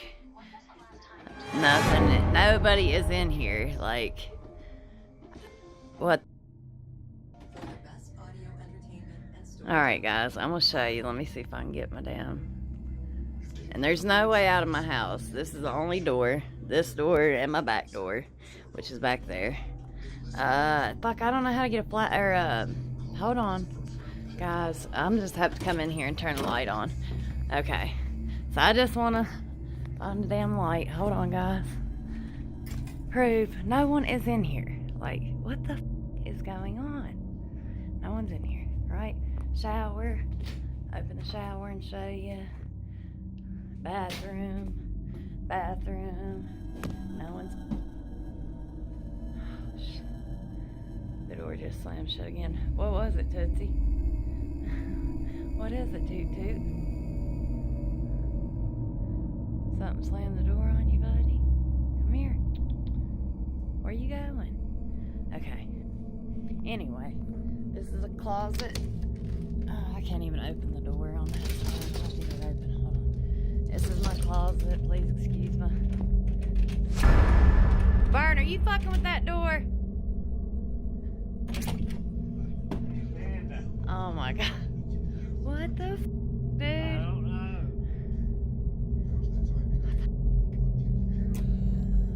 Nothing. Like, oh, let me go back here to this closet and show you. Ain't nobody in here. That's a bunch of bags. Like, there's nothing in here. Let me open this. What the fuck?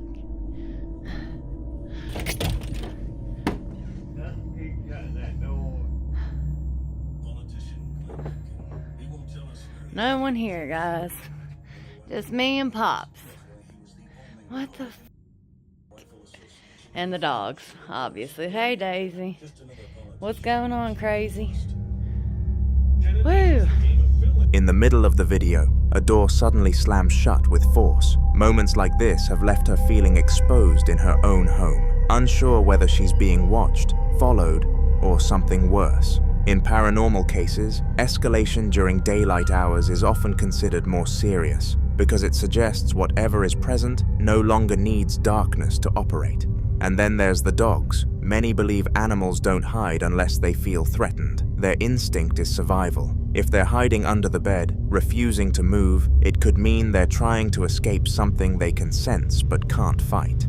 Amanda says she's now considering blessing the home, hoping it might calm whatever is inside or remove it completely. But opinions are divided. Some believe blessing a home can help cleanse negative energy and restore peace, especially if the presence is weak or recently attached. Others warn that attempts to cleanse a space without fully understanding what's there can sometimes provoke more activity, especially if whatever is present resists being removed. There's also the unsettling possibility that the presence isn't tied to the house at all, but to Amanda herself.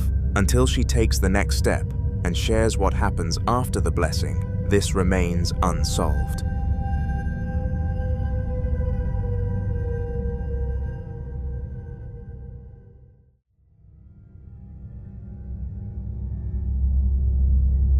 This next video shows a disturbing series of unexplained events experienced by a man inside his own home. Events that didn't begin suddenly, but built up slowly over time until they became impossible to ignore. It started with small things, objects not being where he left them, faint knocking sounds coming from empty rooms, and moments where his dog would suddenly stop, stare at nothing, and quietly back away like it sensed something standing there. At first, he tried to ignore it, convincing himself it was just the house settling, or his imagination playing tricks on him. But that changed the day he caught this on camera. Watch.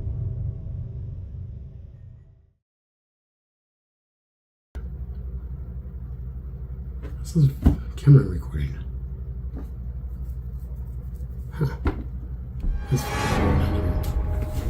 oh, Jesus.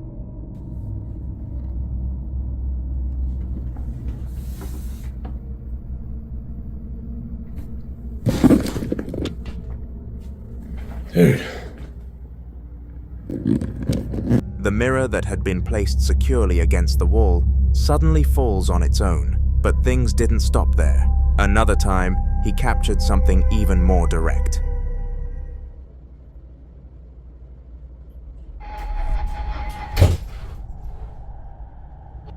The door suddenly closes with force. If it wasn't wind and no one else was inside, then the question becomes unavoidable. What closed it? By this point, he was no longer brushing it off. He knew something wasn't right.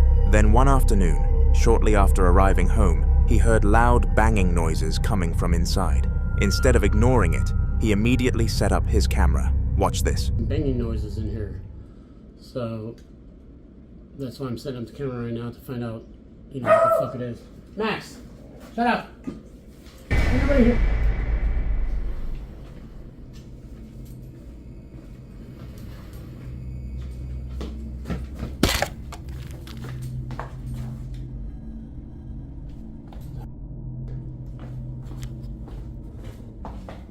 That was up against the wall.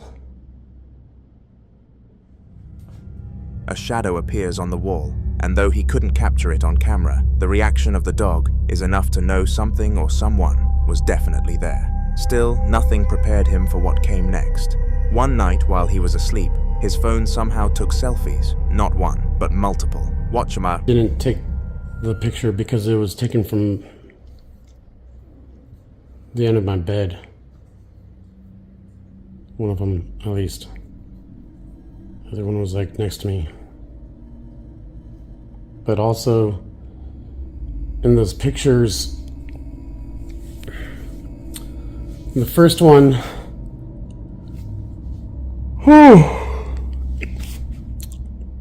sorry. In the first one,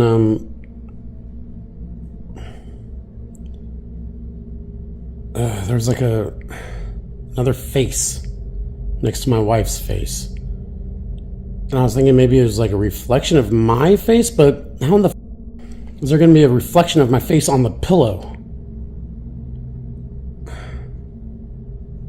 Then on the other one, the other picture, I think my eyes are open. I don't know. I zoomed in. It doesn't look like my eyes are open, but it looks like something's on my eyes. And my hand looked very long.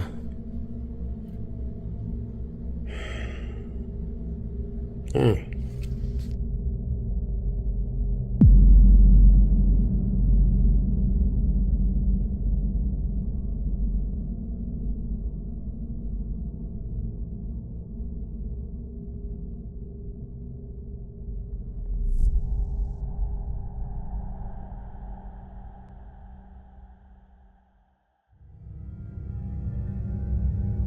Some believe this could be a camera glitch, a trick of lighting or motion distortion, but others believe something far more disturbing. There's a theory in paranormal cases that entities can manipulate electronics, especially cameras and phones, to capture their presence. Some believe they can even interact with people while they sleep, appearing close enough to be captured without being seen. And if that's true, it would mean whatever is inside his home isn't just moving objects, it's getting closer. Until more footage is captured, and until he finds out what's truly behind these events, one terrifying question remains. Is this something attached to the house, or something attached to him? You decide. The following video was recorded inside a small frozen yogurt shop sometime after closing by a man who'd been dealing with unexplained activity in the building for a while. Flickering lights, strange sounds, the kind of persistent low-level strangeness that you can almost convince yourself to ignore until you can't anymore. On this particular night, he and a woman he works with were still inside after hours trying to retrieve her keys from the back room, and he decided to pull his phone out and film what was happening. He mentions, almost in disbelief, that the lights had already started flickering again, and this wasn't the first time. Okay guys, we were literally just about to leave my store when shit just started flickering again. This is the second time it's happened. My car's over there, and... I'm shaking right now. Okay, and her keys are in the bag. We need to go. We need to go get my keys. And the light turned on. I don't want to go. Okay, well, I'm gonna literally record this whole thing just so you guys can see what happened. I'm literally so scared. Okay, okay, something...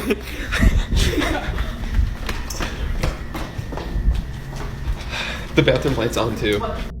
It's like, bro, why are my keys on the floor? They were not there. Like, I deadass put them on the desk. Like, oh my god. What the hell? This is literally insane. The crash erupts out of nowhere from somewhere deeper in the building. No visible source, no explanation, and what follows is pure chaos. Both of them sprinting toward the back office in a full panic. But then they find her keys lying on the floor. She's insistent that she left them on the desk, and the man confirms he didn't see them there either. That alone is unsettling. Displaced objects are one of the most commonly reported signs of poltergeist-type activity. The kind of presence that doesn't just make noise, but physically interacts with the environment, moving things deliberately, as if to be noticed. Then, it got worse. The second clip picks up shortly after, with the two of them still inside, watching the security monitors in the back office while the cameras around the store continue to flicker. They decide they need to leave. They're already nearly an hour past closing, and as they make their way toward the exit, something comes flying out of the darkness right past the camera. Watch. Okay guys, we've been sitting in the back for like 20 minutes now, and we're just watching the cameras, and stuff is still flickering and going on, but nothing happened back here, and we need to go home, and this is so freaking terrifying. We're 50 minutes past our shift because of this shit. We closed at 10, so we need to like, it's so dark because all the light switches are over here. Stop it, stop it. Oh, fuck. Okay, this is what I mean. This room is over. This is... Oh my god. This is what we're dealing with. Oh my god, yo, what the Bro, Nick, did you this on purpose? No, I'm gonna beat the shit out of you, Nick. Stop! You're literally... Are you... No, wait, no. Nah. No. We literally looked away for like 2 seconds. You can see it cut through the frame before clattering off screen, and both of them bolt straight for the door. The nervous laughter outside is the kind that comes when you're too shaken to process what just happened any other way. But the most unsettling detail comes when he turns the camera back through the glass front door. 2 metal chairs that were upright moments earlier are now tipped over on the floor, and neither of them touched them. He says he only looked away for a few seconds. Poltergeist cases like this one tend to follow a pattern where the activity doesn't just repeat, it escalates, becoming more physical and more direct over time.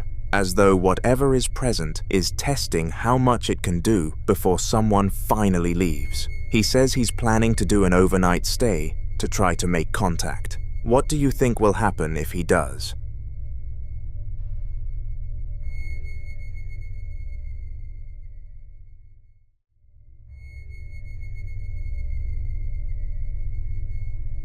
This next video was recorded inside a family home using 2 mounted security cameras, one in a bedroom, one in the dining room, and the footage spans 2 separate dates in February of 2026, both captured in the early hours of the morning. In the bedroom clip, recorded just after 2 a.m., an older woman, a younger woman, and a child are all asleep, completely still. Nothing in the room is moving. Listen closely.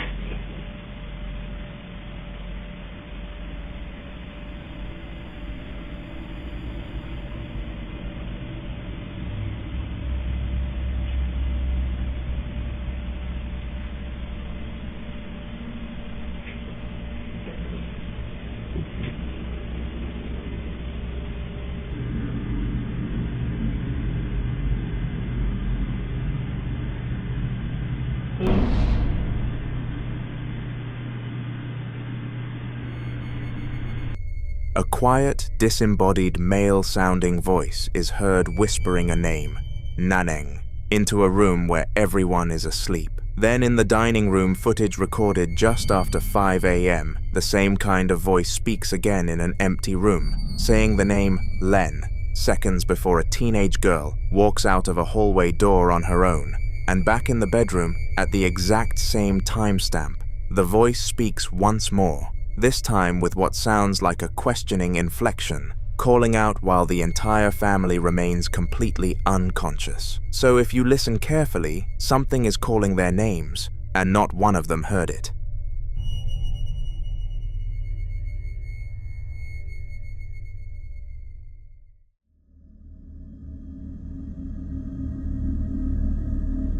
Now in this next clip, a man is walking through a large concrete drainage tunnel, the kind covered in graffiti, with a shallow stream running along the floor, when something in the darkness ahead stops him cold. He'd gone in alone, recording on his phone, moving through the echoing pipe with nothing but the ambient glow of his camera lighting the way. The tunnel stretched ahead of him, dark and narrow, and for a moment everything seemed quiet. Then, at around the 15-second mark, a sharp metallic clicking sound echoes out from somewhere deep in the darkness. He stops walking. He calls out, "Watch."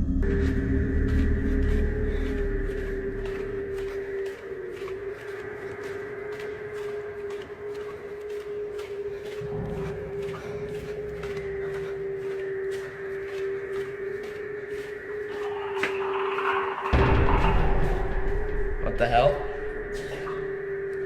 Hello?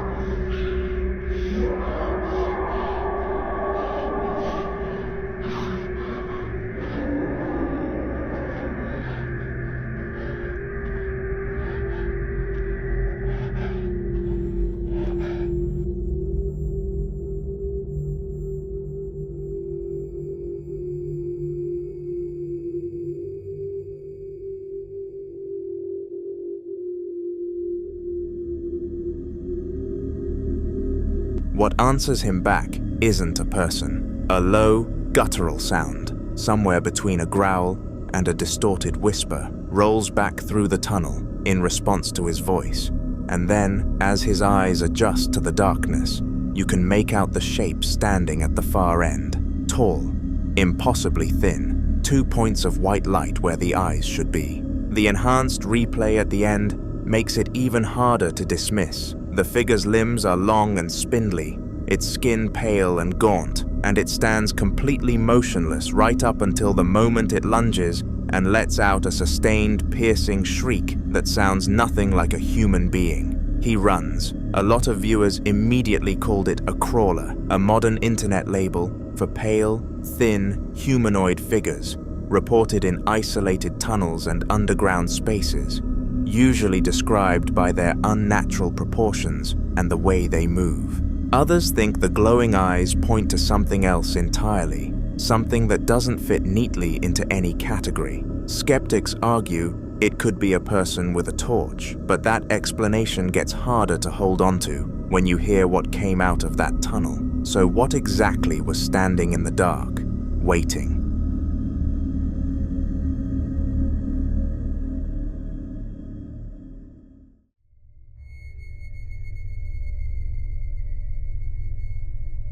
The following video was recorded inside a 1920s home during the daytime, which, honestly, makes it harder to dismiss than most. The man filming had been upstairs watching TV when he heard a banging sound coming from the living room below. He says there's nobody else in the house. As he makes his way down the stairs and through the hallway, past taxidermy, Venetian masks, old framed pictures, and a crucifix on the wall, he mentions that some of his haunted objects from a previous home are now kept here, though nothing has ever happened with them. He calls out into the empty rooms, no response, just the steady ticking of a grandfather clock and the feeling that something is waiting. Watch.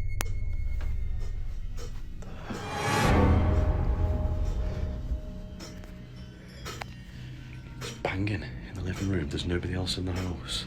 I've just been upstairs watching TV. Some of my old haunted objects from the old house are in here, but nothing's ever happened. Hello? Hello? Oh! Whoa! Shit. Oh my god. What? What the hell? Whoa. I'm not staying in there. Oh my god. Oh, it's even colder in here. What is that noise? Hello?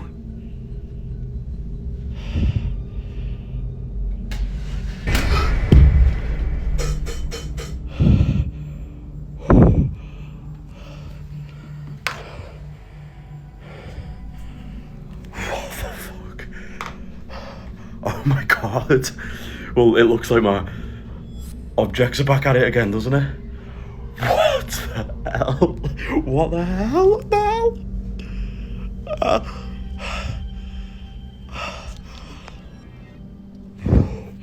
I am getting out of here. What the hell? Two events hit almost back to back. A taxidermy bird on the fireplace mantel flaps its wings suddenly, then the door slams shut on its own with a heavy metallic crash. Then in the dining room, a chair is violently thrown backward across the floor. He screams. He's done.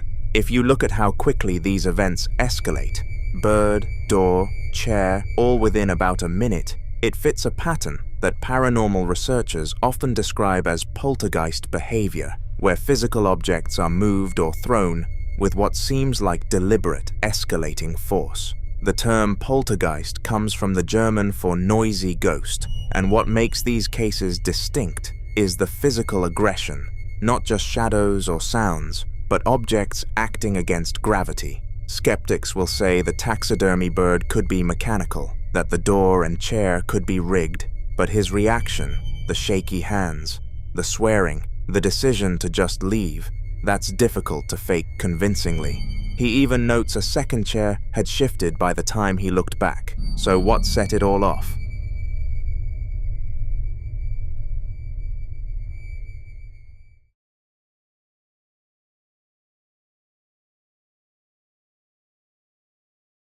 Now in this next clip, a man is filming inside his home just 3 days after losing his brother Chris, and what you're about to witness isn't terrifying so much as it is deeply unsettling in a quiet, personal way. He's moving through a dimly lit room at night, emotional but calm, speaking directly to his brother's presence as if Chris might actually be listening. At one point, he stops the camera on a child's plastic toy kitchen set sitting against the wall, green and white, completely still. He asks softly, "Is that you, Chris? Do it again. Watch."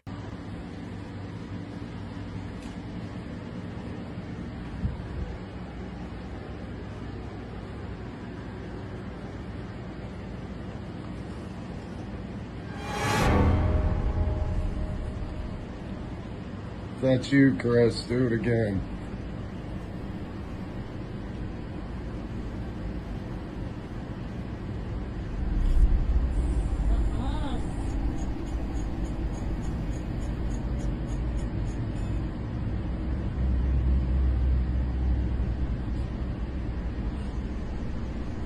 I feel your presence, bro. I feel your presence. Do it again.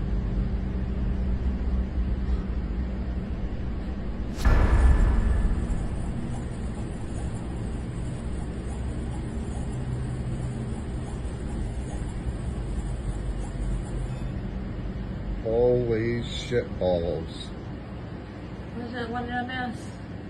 The burner on the toy stove lights up with a flashing red glow and emits an electronic sizzling sound. Then, after it goes quiet, he says it again. Do it again, and the toy activates a second time, this time playing a completely different sound sequence. Many people who've experienced grief report moments exactly like this one, where an object associated with family or routine seems to respond at just the right moment.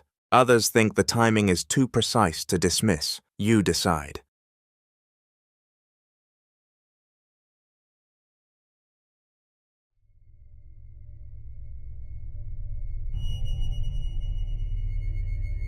This next video was recorded inside a cluttered garage, filmed by a man who had been about to lock up for the night when something stopped him. He claims that just before he started recording, he heard a laugh coming from the back of the garage. Not a voice, not a knock, but a laugh. And he describes it as the most unnerving, weird laugh he's ever heard, seeming to come from somewhere near one of the riding mowers. So instead of leaving, he pulled out his phone and started moving through the space, sweeping the light across the concrete floor, the shelves, the equipment, trying to find any explanation for what he'd just heard. He hadn't found anything yet. Watch.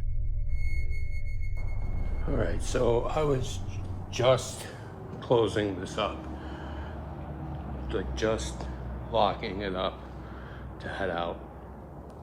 And I closed the bay and I was closing this door. I shut the lights off, getting ready to close this door, and heard, I swear, I heard a laugh. And it was the most unnerving,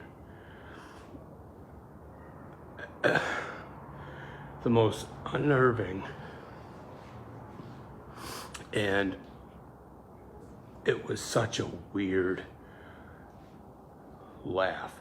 It sounded like it was coming from that back mower, like something was sitting on that back mower.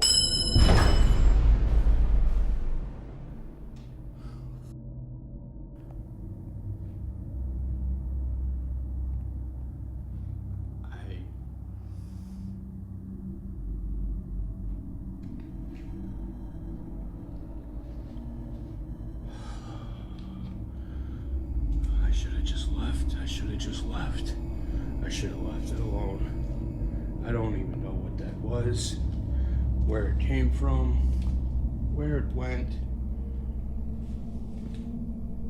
But I'm not sticking around to find out, so I'm out of here.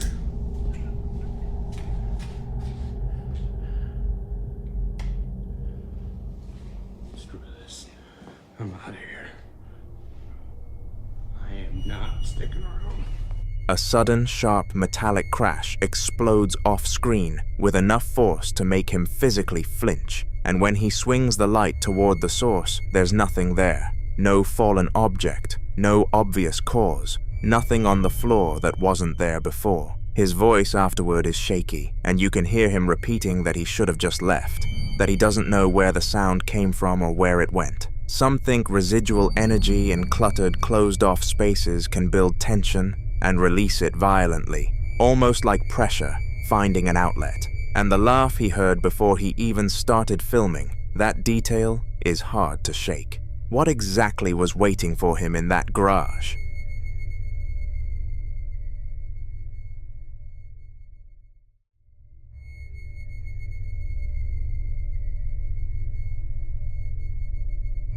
This next clip was recorded by a woman at night, sitting in her car, describing something she'd witnessed inside her home. And what makes it so hard to dismiss is the detail she kept coming back to. She explains that on the same day she played Surah al-Baqarah, one of the most protective recitations in Islamic tradition, through the house, she passed by her children's room and noticed one of the toys doing something she couldn't explain.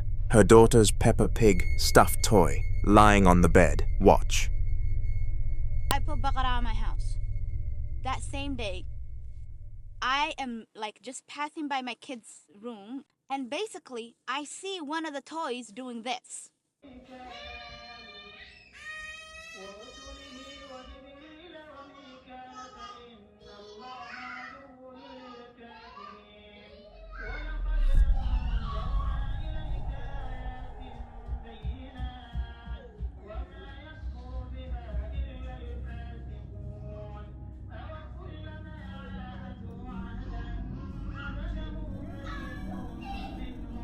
Now, when I first saw it, I thought, are you really seeing things? Because ain't no way that thing is moving its eyes. There is no way it's moving its eyes. Does that make sense? No, it does not. This is your child's little toy that they always love and sleep with. My daughter loves it. That thing is her life, okay? My daughter and that monkey chump are the same. She loves that little toy. So I'm like, ain't no way. It has to be my eyes. So I'm looking at it. My son comes. He's also looking at it. Both of us are like looking at each other. We're like, oh, I don't know. Let's use the camera. And then we use the camera and we see for our eyes. First time in real life, this toy was moving its eyes. What could it be? What do you guys think it is? Do you think it's jinn? If you look closely, the toy's plastic eye slowly rotates upward, turning, according to her, to look directly at the camera.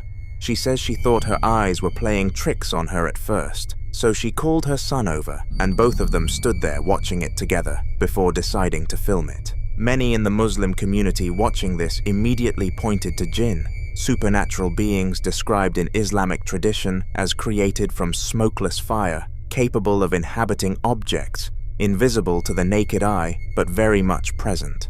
Jinn aren't considered innately evil, but certain ones are believed to attach to children's belongings specifically. She ends the clip asking the audience the same question she still can't answer herself. What do you think it is? The following video was recorded by a lady and her friend Josh, who decided to experiment with a Ouija board and film the entire session. At first, nothing unusual happens as their fingers rest lightly on the planchette, asking questions into the quiet room, waiting for any kind of response. For nearly 20 minutes, everything seems still until this happens. Watch.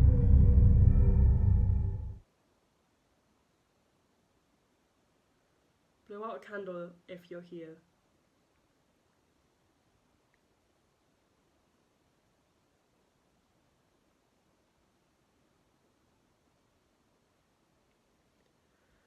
Right then. Lol. Maybe he's not here. Oh, we're assuming it's gender. Are you male or female? Yeah. Are you male or female? Are you both? Are you a male?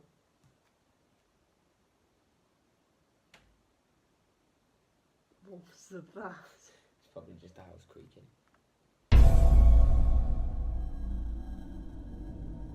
No. No. No, No. right, close No. that door. Close Oh my that god. door. Oh my god. Close that door. Nah. I'm gone. No, I'm. Without warning, a door behind them slowly opens on its own. She quickly gets up, clearly shaken, and walks over to close it. But another door suddenly slams shut with force, louder, sharper, and impossible to ignore. Ouija boards have long been associated with attempts to contact spirits. Many believe they don't just allow communication, they act as invitations. Invitations for something unseen to step closer, to listen, and sometimes to follow. What makes situations like this especially concerning is one rule that experienced users always warn about. Never remove your fingers from the planchette without properly ending the session by saying goodbye. According to paranormal belief, saying goodbye isn't symbolic. It's a way of closing whatever was opened. Without it, the connection is believed to remain active, leaving whatever answered free to linger. And in this video, viewers noticed something disturbing. When the door first opened, both friends instinctively pulled their hands away from the board. There was no clear goodbye, no closure, just fear and distance. She later explained that after the recording ended, they did say goodbye and threw the board away, hoping that would end everything. But many believe once something responds, simply throwing the board away doesn't undo the invitation, because sometimes the board isn't what brings it in. It's the moment you asked it to come.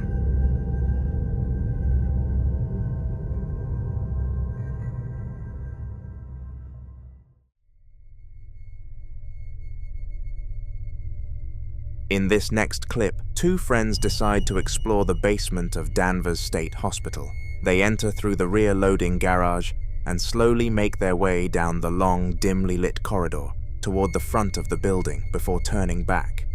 The place is quiet, too quiet, the kind of silence that feels heavy rather than empty. But while they were walking, something else may have been down there with them, and although their eyes didn't catch it in the moment, the camera did. Watch.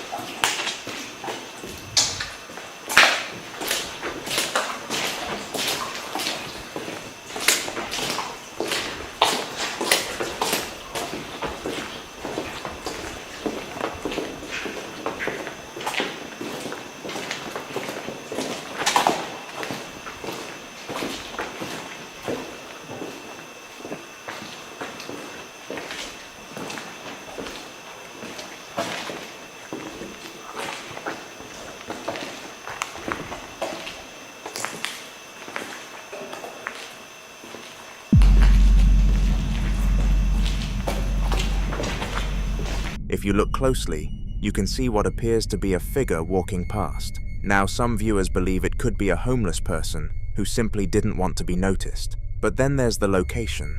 Danvers State Hospital has a long and unsettling history. Originally opened in the late 1800s as a psychiatric facility, it's been surrounded by rumors for decades, stories of harsh treatments, overcrowding, and patients who never left. Explorers have claimed to hear disembodied footsteps in empty corridors, whispers in the basement, and shadow figures moving between doorways long after the hospital shut down.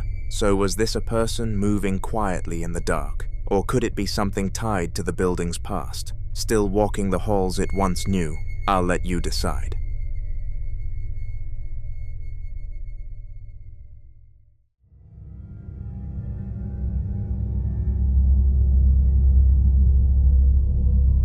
Now in this next video, a woman who enjoys collecting haunted dolls captures something unbelievable. Watch this.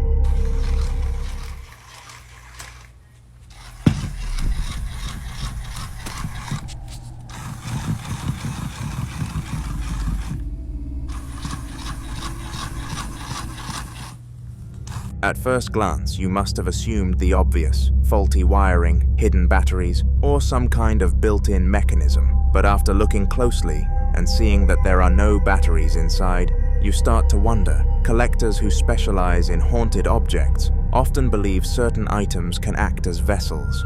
Dolls, in particular, are thought to be ideal because of their human-like form. They have faces, eyes, and bodies, something that, according to paranormal belief, makes it easier for a spirit to attach, observe, and even express itself. Some collectors say they have experienced dolls changing position, making sounds, or even appearing in different rooms without explanation. But this is exactly why so many people can't stand them. There's something deeply unsettling about an object that looks human but isn't alive. Something that can sit silently for years and then suddenly move when no one touches it. It creates the feeling that it isn't just an object anymore, but something aware, something present. And moments like this only deepen that fear. Because if there are no batteries, then what exactly made it move? Until more updates are shared, this remains unsolved.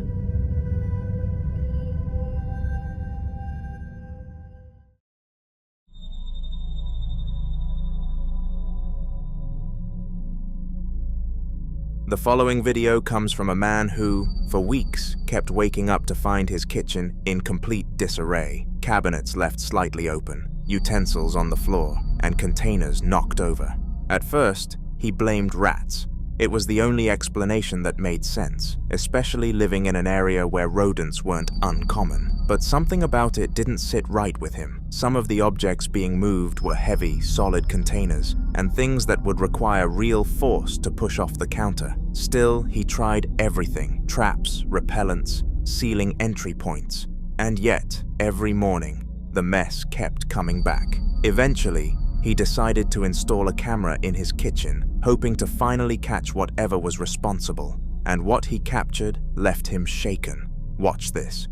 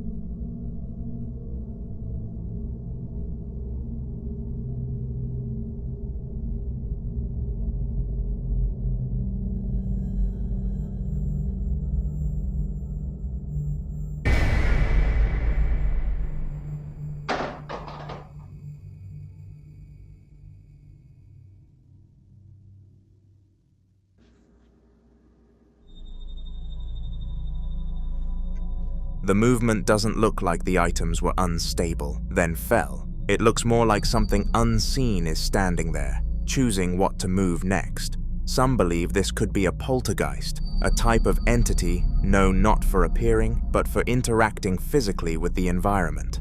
Unlike apparitions that are only seen briefly, poltergeists are often associated with repeated disturbances, objects being pushed, thrown, or displaced without warning. And the kitchen, being a central and active part of any home, often becomes a focal point. What makes this more unsettling is the pattern. This wasn't a one-time incident. It happened repeatedly, night after night, almost like whatever was there had grown comfortable, confident enough to act openly. He fears this is only the beginning, so we can only hope he gets all the help he needs.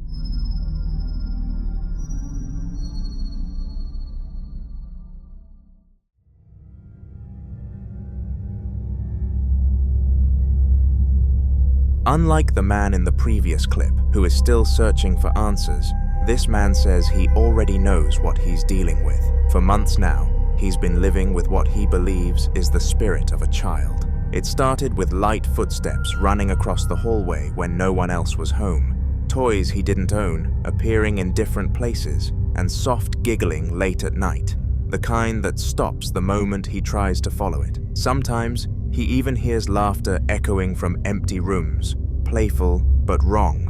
He's done everything he could think of. He's cleansed the house, he's performed last rites to make whatever is there move on peacefully, but nothing has worked. And now, the activity has started to escalate. Watch this.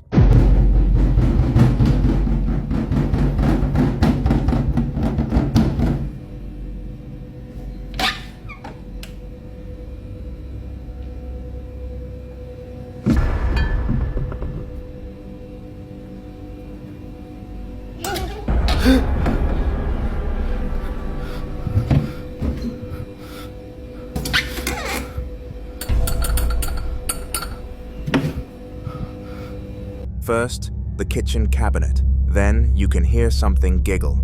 And then comes the moment that truly terrifies him. For a split second, something that looks like a small hand appears. And there's no way anyone could fit into that cabinet. Many believe that childlike spirits can be deceptive, and they don't always present themselves as harmless. The laughter, the runny, the playful noises, it creates the illusion of something harmless, until it isn't. So what do you think? Is he really being haunted by something childlike? Or is there some logical explanation we're missing? I'd love to hear your thoughts on this one.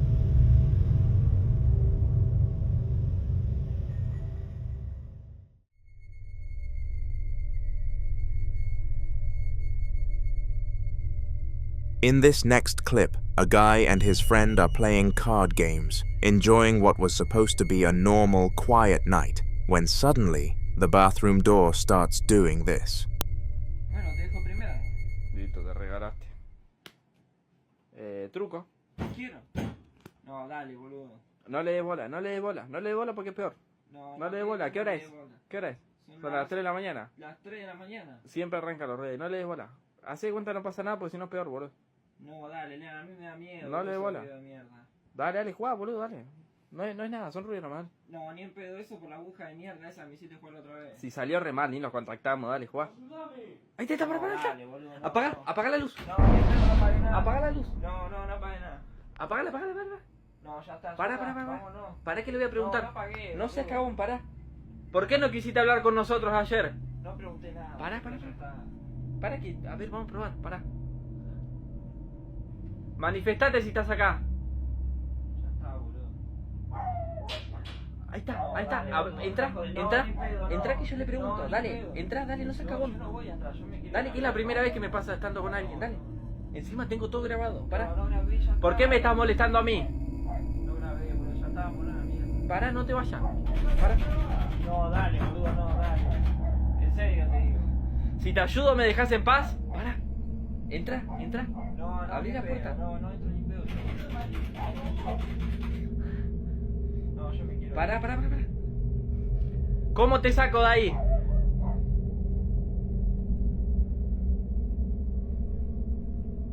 ¿Moriste hace mucho? Ya está, boludo. Para, entra. ¿Podemos entrar a verte? Entra, dale, no, para. Dale, no seas cagón, entra. No, a mí me da un recagazo. Dale, por favor, entra. No entra que solo, te grabo de acá, dale. ¿En serio?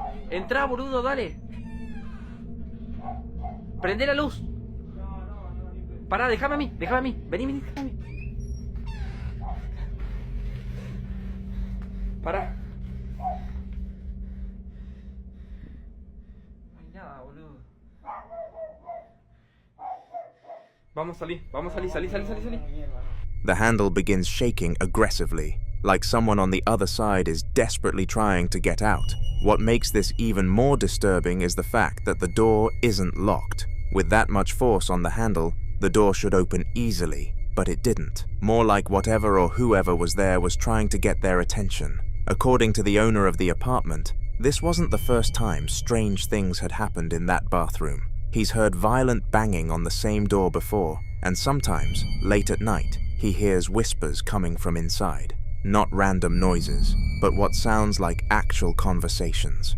Multiple voices speaking too quietly to understand, but clear enough to know something is there. But viewers pointed out one critical mistake. He opened the door. There's a long-standing warning repeated in paranormal circles. If something knocks, shakes, or tries to lure you into opening a door when you know no one should be there, you don't open it. Because sometimes the act of opening the door is seen as an invitation. And then a comment surfaced that made the entire situation even more unsettling. One viewer claimed to know the guy in the video through TikTok. According to them, the activity didn't stop. It got worse. Much worse that his behavior began to change. He became distant, erratic, and paranoid, like he was constantly being watched. And then one day, he disappeared. No warning and no explanation. Some people believe whatever was behind that door was a demon that attached itself to him and eventually broke him, which makes people wonder, what if he didn't open the door that night?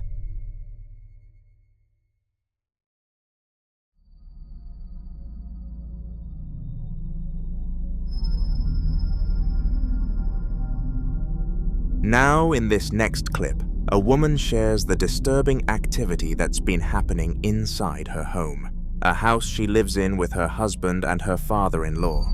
At first, the incidents were easy to ignore, but recently, the activity has become impossible to dismiss and seems to center around one specific place, her father-in-law's bedroom. Watch this.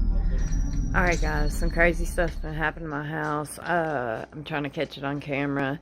The door shut like 5 minutes ago. I opened it back up. I'm gonna see if it'll do it again. Here we go.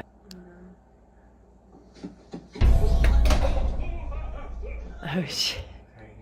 Oh my god, that was so crazy. I really didn't think it was gonna happen like that on cue. Jesus. Oh god. Why is my camera glitching out? Oh, that tends to happen when you get close to stuff, I guess. Okay, I just want to show you guys that no one's in here. No one's here but us. This is a closet. Let me try to turn light on so you guys can see. Like, there's nothing in here, nobody in here.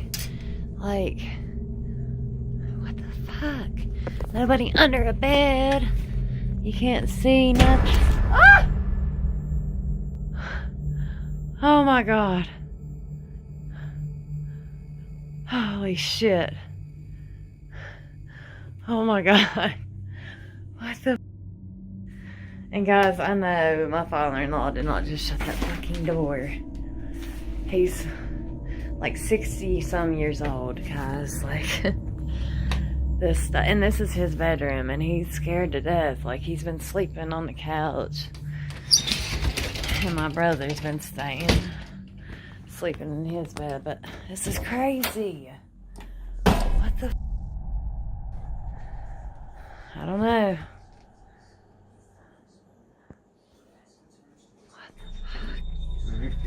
What makes this even more emotional is something viewers found in the room. Her father-in-law lost his wife years ago, and he still keeps a picture of both of them inside the bedroom. Some viewers believe this may not be something hostile at all. They believe it could be her, and that the door slamming could be her way of making herself known, not to harm, but to remind him that he isn't alone. Many believe that fear can create distance between the living and spirits who mean no harm. And instead of reacting with panic, some suggest she helps her father-in-law acknowledge the presence calmly, even speak to her, as a way of bringing peace to both sides. But others see something far more concerning. They warn that not every entity that appears in a familiar space is who it seems to be.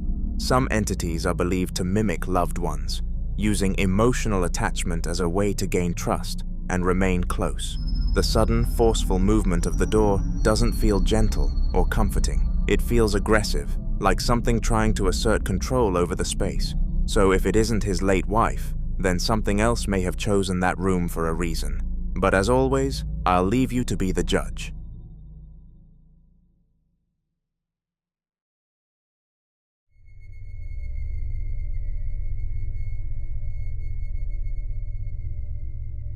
In this next video, a woman visiting a hospital captures something she didn't notice at the time. But once viewers saw it, it completely changed how the footage was understood. Watch this.